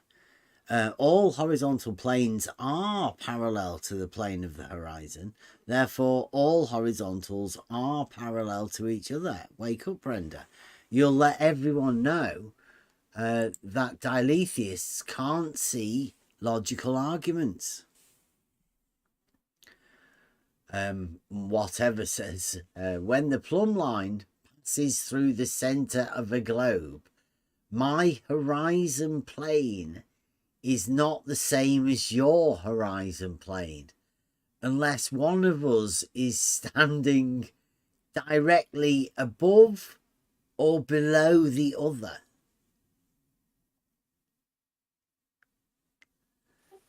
So this is nonsense, because not the same as your horizon plane. It cannot be, because in that case he is not talking about plane but curved horizon.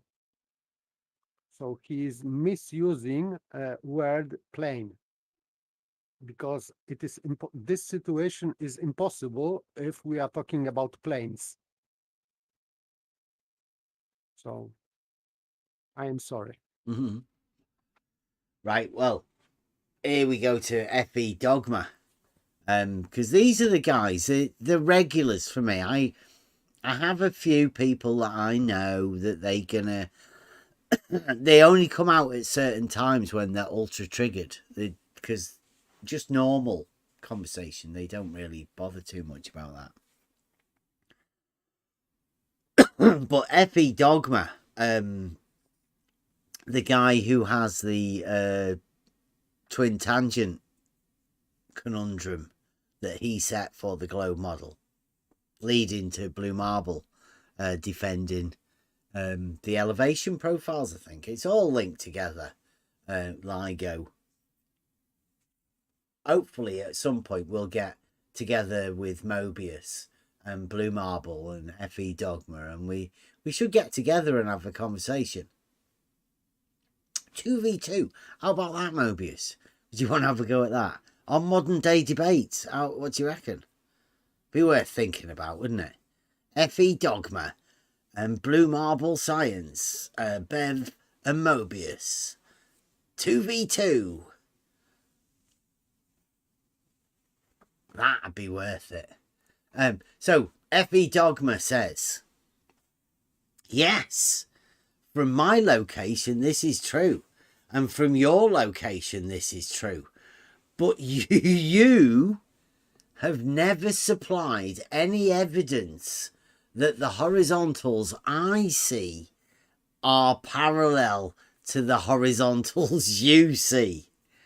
In fact, you ignore that all surveying and civil engineering organizations disagree with you. check it. See whether they do. See whether they do indeed disagree with horizontals being parallel to the plane of the horizon or each other.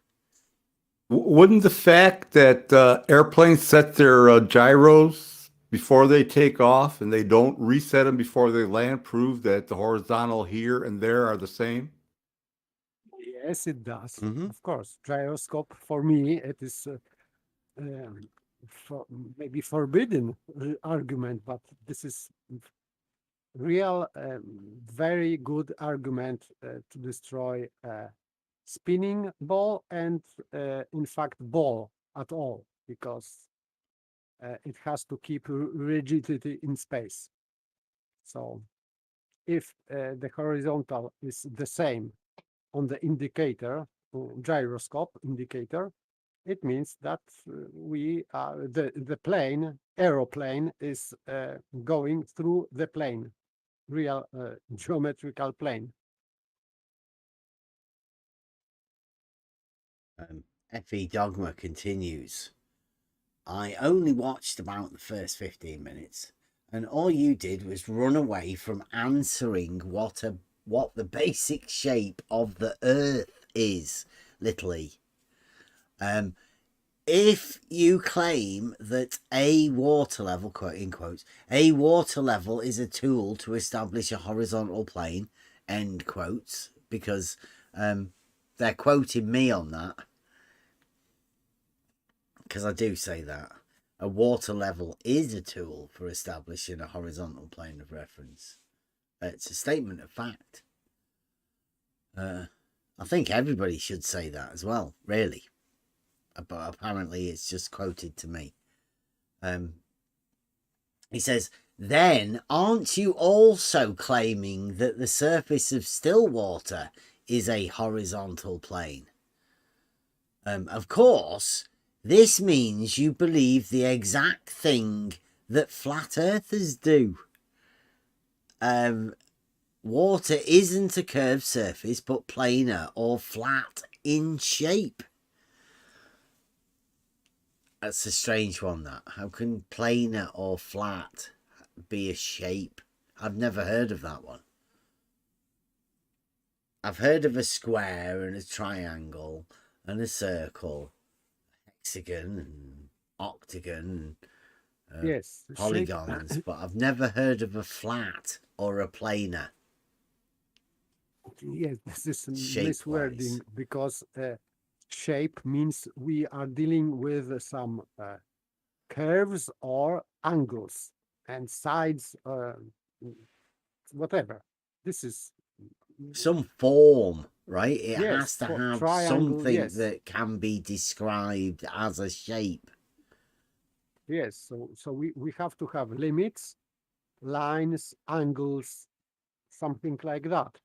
And plane is not an angle, not a line, not extremity of anything. So not nonsense. There's a thing too where he keeps saying belief. You said right from the beginning you're not talking about belief, but he keeps hearing belief. It's a problem on his end, but not yours.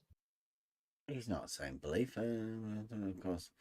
Oh, it means you believe the exact same shape of what Earthers do.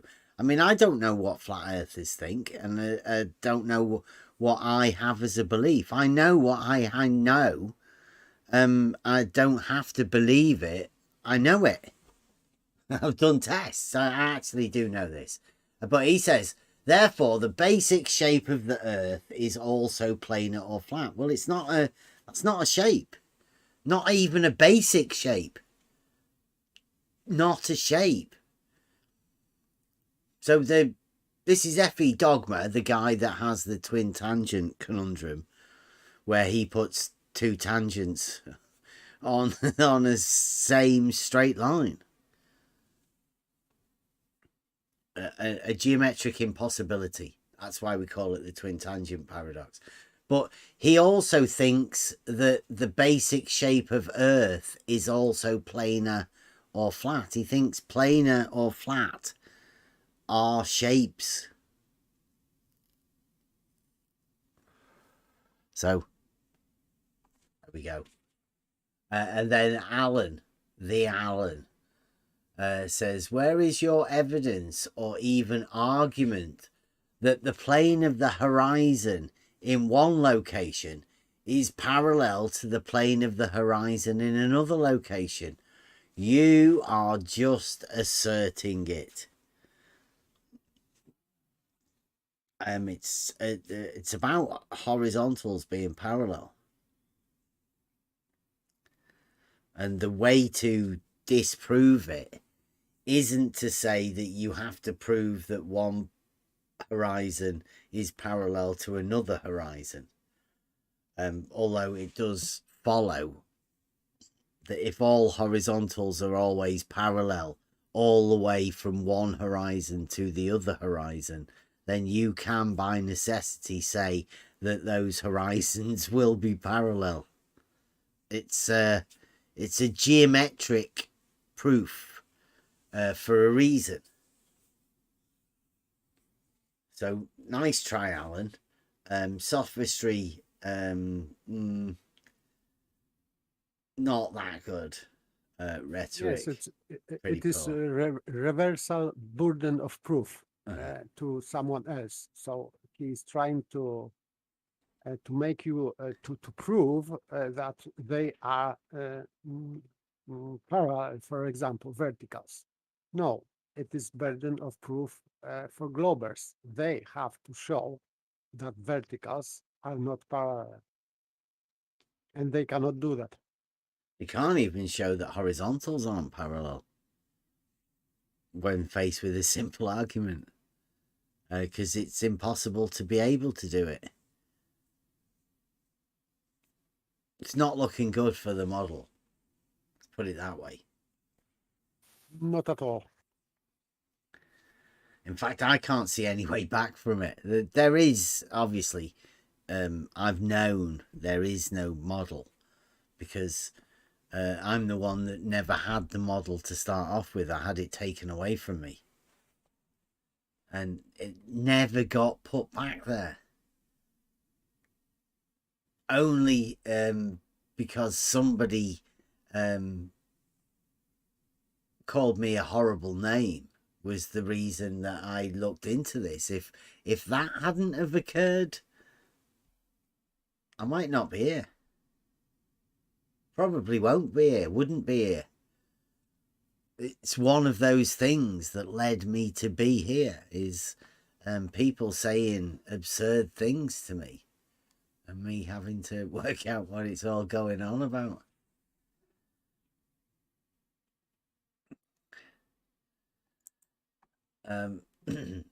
Effie Dogma, or like Mike says, you have two eyes that are next to each other. Each one sees the same horizon. You just proved it to yourself. Well done. Effie Dogma says, what the fuck? Yes, my eyes see the world is 3D. And do you really think you would see Earth curvature over the 2 inches between your eyes? Because if you do, you really aren't thinking. Well, I'd say he's thinking about curvature. Earth curvature. I mean, what even does that mean? If you go back to the Trivium and try and give things a definition, like straight lines and all of that, well, what's Earth curvature? When you think about it, Earth is a bit nondescript because he does use little e, so that would be like the roots of Earth, like a little mound, perhaps furrows of behind a plough, the up and down curvature of the way the land goes, maybe a little hillock, or maybe a big mountain. Would you call that Earth if it was rock? I don't know. Can you imagine being tasked with measuring all the Earth's curvature? Oh my God! But what does it even mean? If you were to, I don't know. You'd have to how would find you your define first, it? would find your first level piece of land and then just travel from there. And you see any deviations, you measure that as curvature. I don't know. I'm Well, do you not measure it understand. as a slope from point to point? Yeah. So, Yeah. like, The one, lane has many contours. I mean, it could, you know what I'm saying. I know Yeah. what you're saying. And yeah. it's like these are terms that these people use. FE dogmas, like considered to be one of the head honchos, or I would consider FE dogma one of the ones that lead obfuscator. One of the sophists, but only sophists to the globe side. Definitely not a sophist within an argumentative form, because it's FE dogma. He can only make videos, scripted videos about people. He can't talk one to one. And we did that years ago. He's no coming back to that. We've improved our rhetoric. We understand more of the bullshit, and we know how to deal with it. So FE Dogma just does comments like this. He's text chat troll. And he says, so exactly how is this silliness proof that the horizontal I see in Bangkok is parallel to the horizontal you see? That's all. That's the beauty of an all logical statement. All horizontals are parallel. All of them. Every one. From here to wherever. Along the way, all of the horizontals will always be parallel. There's no black swan. There should be. But there isn't. Which is sort of a definitive statement. That's why we say all. He says, can you find a link to single surveying or civil engineering website that agrees with you that all horizontals are parallel? Yeah, I'd say so. You'd have to find one that isn't, really, because it is an all statement. And by the way, I think he's provoking you to reveal that one surveying, and then, for example, people like George will go after him or whatever. Oh, it's differential leveling. Anybody, all you've got to do is look at it. How actual elevation changes are measured. Differential leveling, the difference between one level and another level, measured by the vertical change between the two. The perpendicular change. It's perpendicular to the horizontal established by the auto level.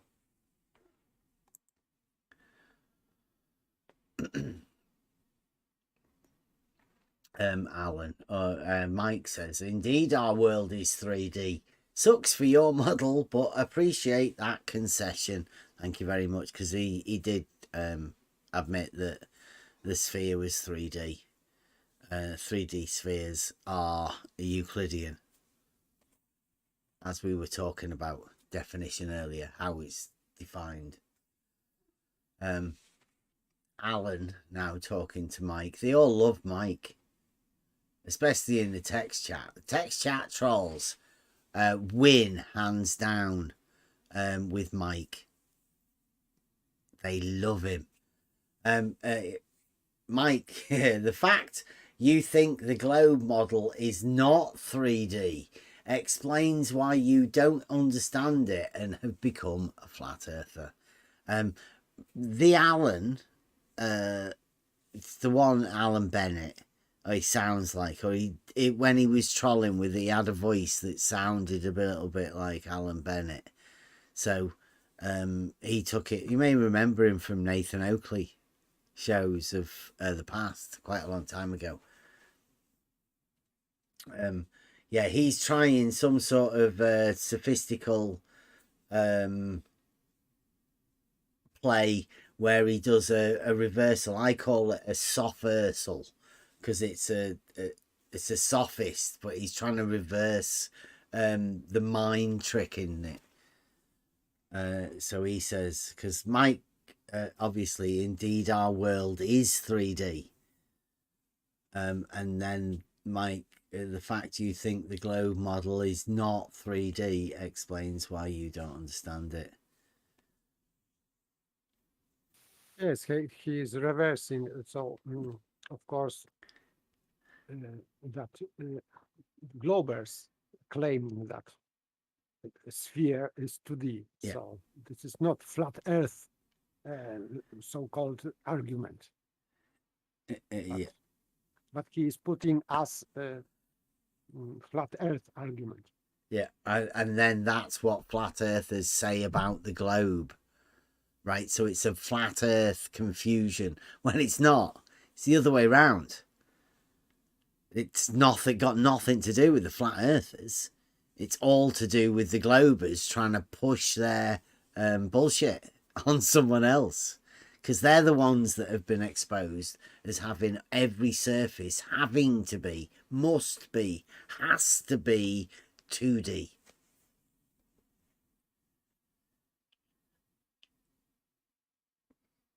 That's where they are. And here's Wally. Up there. Well, here's our friend Wally, the number 2 of the wolf pack. Self-proclaimed number 2 of the wolf pack. He says, because he's dead good at this, he says, of course the Earth, little e, they've all decided to do that, you know. He should be capitalizing it like the deity that they have. I mean, that's blasphemous for them to be talking about little e. Of course the Earth is 3D, like we said, with furrows and hills and stuff. It's definitely 3D. You can tell because of the elevation changes.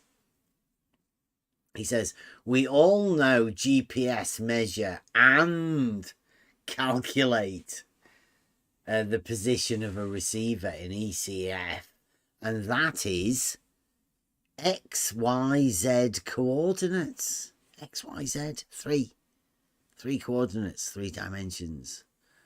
But a sphere is a 3D object, isn't it? Asking a question. So the XYZ coordinates and the sphere is a 3D object. It goes to show that you revolve that semicircle about one of those X, Y, or Z axis. And because you do, it will be the same in each of them. It doesn't matter which axis you would deal that with. You would end up with the same shape. That's such is a sphere. The ball. So it seems as though what's going on here is there's a group of people that have been shown an argument about horizontals being parallel, and they want to somehow relate it to spheres. They'll do anything to turn the conversation into something it isn't. And it was all about one thing that I called showing Red's rhetoric an argument on the non sequitur show. Literally all it was. Here's an argument. Here's the simplest argument we could possibly make. And it's backed by the Trivium, the grammar, the logic, and, well, hopefully the rhetoric. But, I mean, that's not up to me. It's whoever wants to try and deliver an argument, simple argument. You can do it to anyone. Deliver it to anybody and ask them, see what they think about it. You might even be able to use it to help you teach people what an argument is. Reclaim the argument, make it back into a discussion about things rather than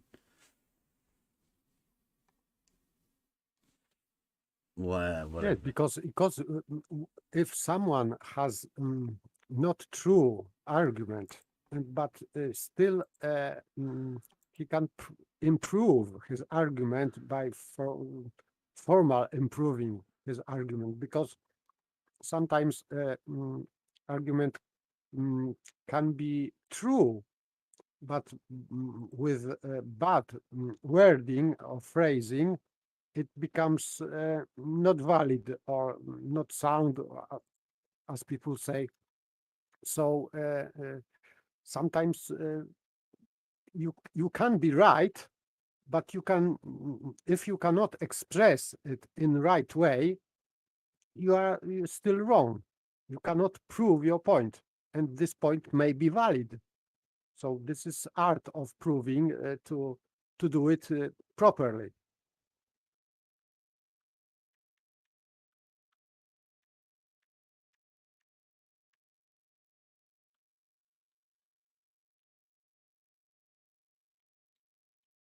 Put a link to the video in the chat in case anybody wants to go over it if you didn't see it. Just the first few minutes of the discussion over there with them, I managed to deliver the argument. I've got it cut out. I think I'll have to. I'll get around to it. Things are a bit hectic at the minute. So we'll get this argument out there and see how people react. I would pretty much guarantee that there's two different groups of people for anybody listening to this. When you try it and deliver it to people in normal life, in reality, I think you could deliver this as an argument, and it would be worthwhile. They'd be glad to hear about it, and they may be even impressed about it, whatever. And then you would have the group of people in this arena, the ones that have made us bring this simple argument. Now, they get really upset because of the... I think they've tried to get away from logic. They've tried to put it in a back corner of their mind. Because once you start placing contradictions together within the mind, like logic does, it shows the fallacies within. Yes, and some people may come to conclusion that they are stupid. So, it is, for example, for me, it was always part of my learning. This is normal that you are making mistakes, and in fact, sometimes people can realize that they were stupid. But of course, people can improve and be wiser and smarter. But admitting that I was stupid, it is nothing wrong with that. But they don't want to make that statement that I was wrong, I was stupid. Now I understand better. No, they are just rejecting logic to protect their model and their worldview, and somehow it doesn't make them happy to have truth. I don't know why, but sometimes it is weird how people think about themselves. Yeah, I'm with you on that. It's the truth element or the proof.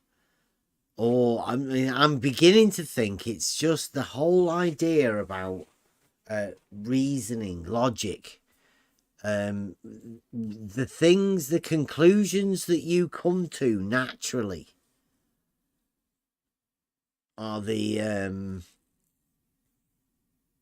well, that's what they're scared of, because it doesn't involve anybody else. It's something that happens on a personal level. You that voice that you're always talking to, your reasoning, that you know that you are with, it is you, but you're having a conversation with that. Well, that's what they're scared of, I think.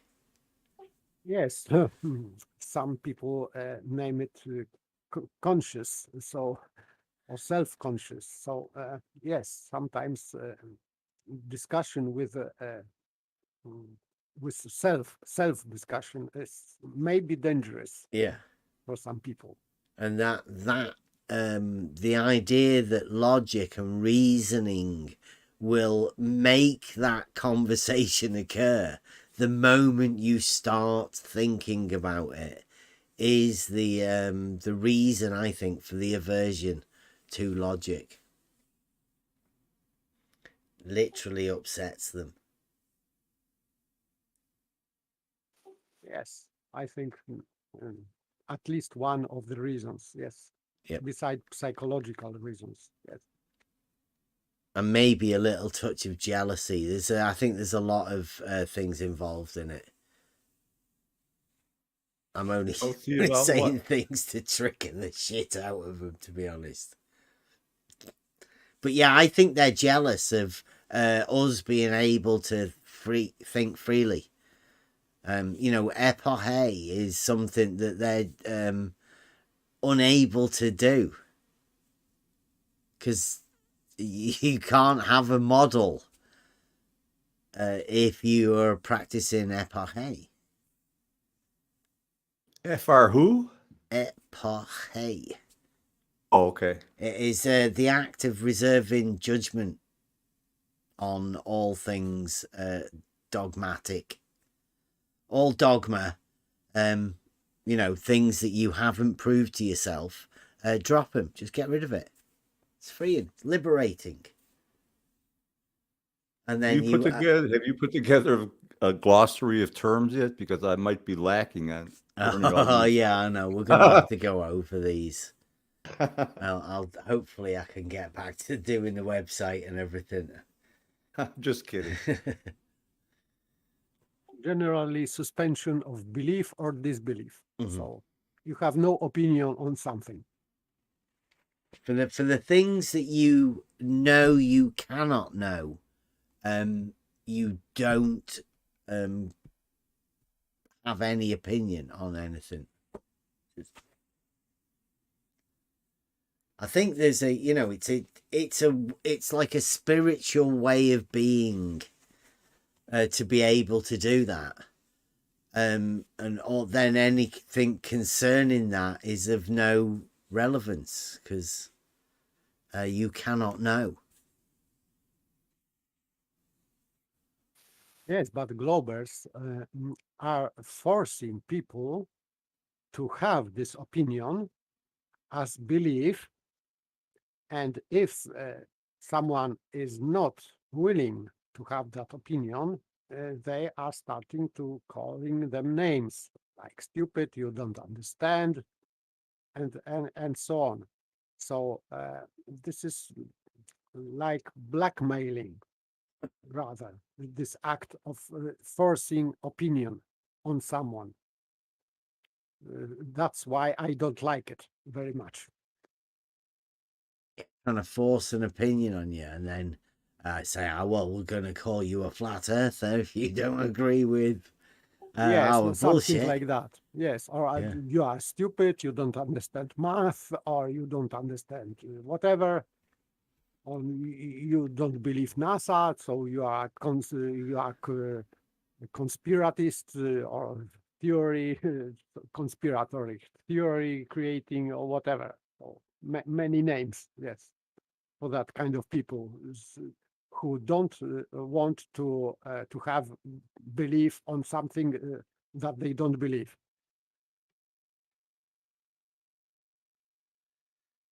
The total ignorance of their senses. That's what really gets to me. None of their senses have ever picked up any reality to that model, and it never will. No, it's Just the opposite. Just the opposite, actually. Yeah, we said the model's built on absurdities, and they have no proof. They have more faith than any religious person I've ever met. Right? That's so true, Bev. They have to, because they've got nothing, literally nothing. In fact, they've got worse than that. They've got lots of proofs to the contrary. There's probably a reason. That's got to be the deepest indoctrination ever committed on everyone. Yeah. It's because they've developed their own model. It's really hard to get rid of a model that you've built up, especially if you've built it up subconsciously in the background. There's a reason somebody wants to keep the truth from you. There's a reason for it. I'd like to know that reason. Well, once you start dealing at these sort of levels, then how do you know what the truth that they're hiding is? It's something that you can never know that you don't know. And by the way, you don't know what they know, because they may just make appearance that they know better, something hidden, but in fact they may know nothing, even less than me and you. Yeah. That would be wild. That's fully possible.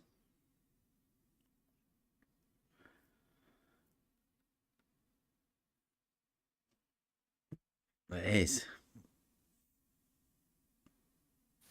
Okay, I have to go to bed. Yes. Thank you very much. Thanks for popping. Good night, Paper. See you later. Good night. Good night. Let's see, what was it? Is it Wednesday? Thursday? Oh, it's Wednesday. It's Wednesday. Oh, it's Thursday. It has Might be Thursday. Yeah, it's Thursday for you. Yeah.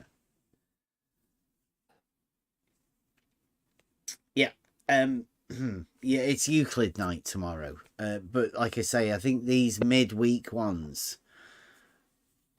will be based around, particularly this week, around the argument. I'll try and go over the logical stuff, and I think tomorrow, in order to keep it in tune with it, we'll have a look and see whether we can delve into the straight line geometry that SE's been out there talking to them. No doubt it will have to continue this straight line curvature conundrum that they have. The double definitions, the contradictory definitions of a straight line. Perhaps science is doing it. Blue marble science may be one of those contradictory definitions that they were talking about. But it's definitely going to be an ongoing problem for them, because the argument has been said. It's been publicly stated now. It's out there. And anybody can try using it, see how it goes. We'll try and refine the rhetoric to go with it, and try and show how how to inject it into a conversation, how to get round to saying it. That's the rhetoric bit. But yeah, tomorrow we'll go over the geometry behind the argument, and we'll go over Red's rhetorics. Keep saying that. It's the non sequitur show. We'll go over their comments and see what people, how that other side the arena took the delivery of the argument, an argument to to the globe side. Anybody else got any final words? And I'll wrap it up with a buster. To go, Bev. Glad to be back, and the pain you guys put my head through today was much more enjoyable than the dental pain I was suffering over the last month or so. But glad to be here. Thanks, man. Good to have you back, John. Everyone, John's back.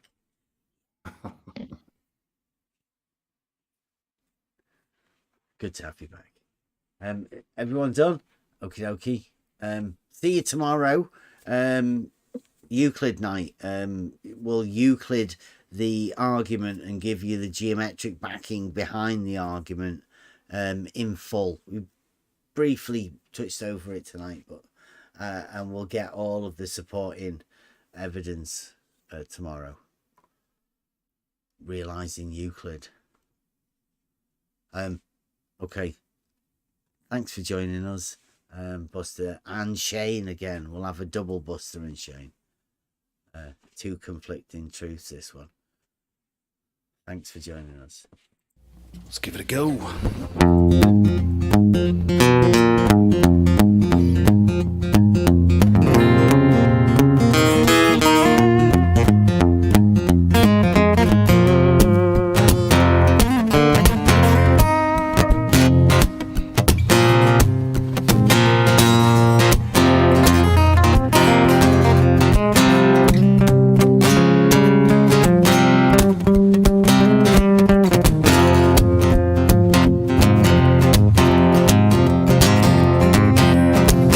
Everybody's got a path to choose.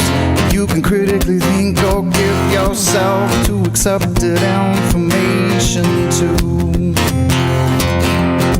Well, you got it right. Everybody's got their own way to go.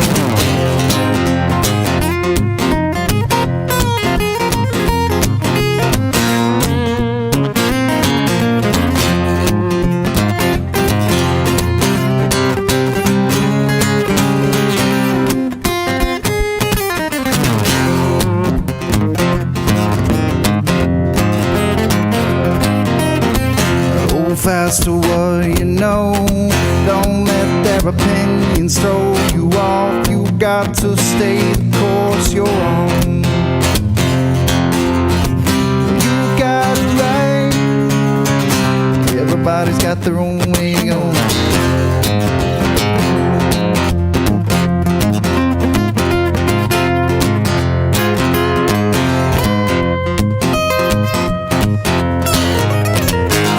Comes a time you have to choose.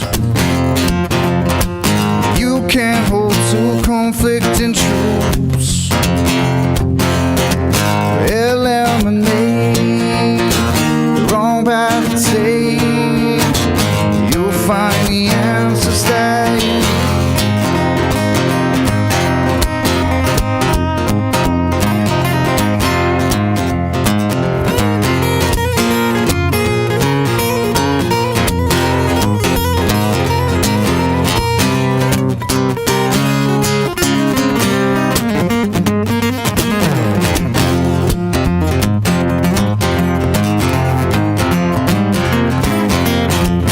contemplate before you make a choice. You got to let your voice be heard. You never see this place again. You got it right. Everybody's got their own way to go.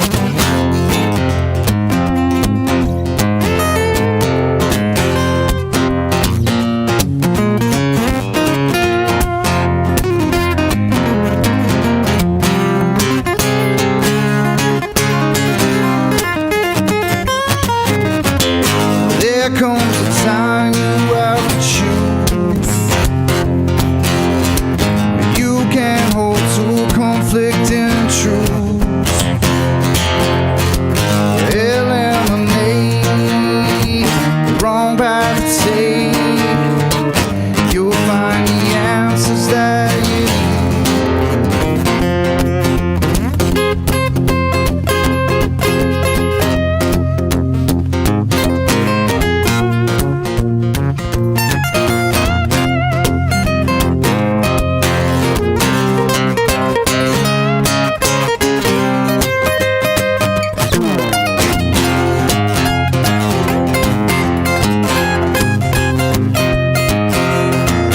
trying not to enable their thoughts. I got enough problem with this bridge to cross. No matter what I say, they're doomed. You got it right. Everybody's got their own way to go.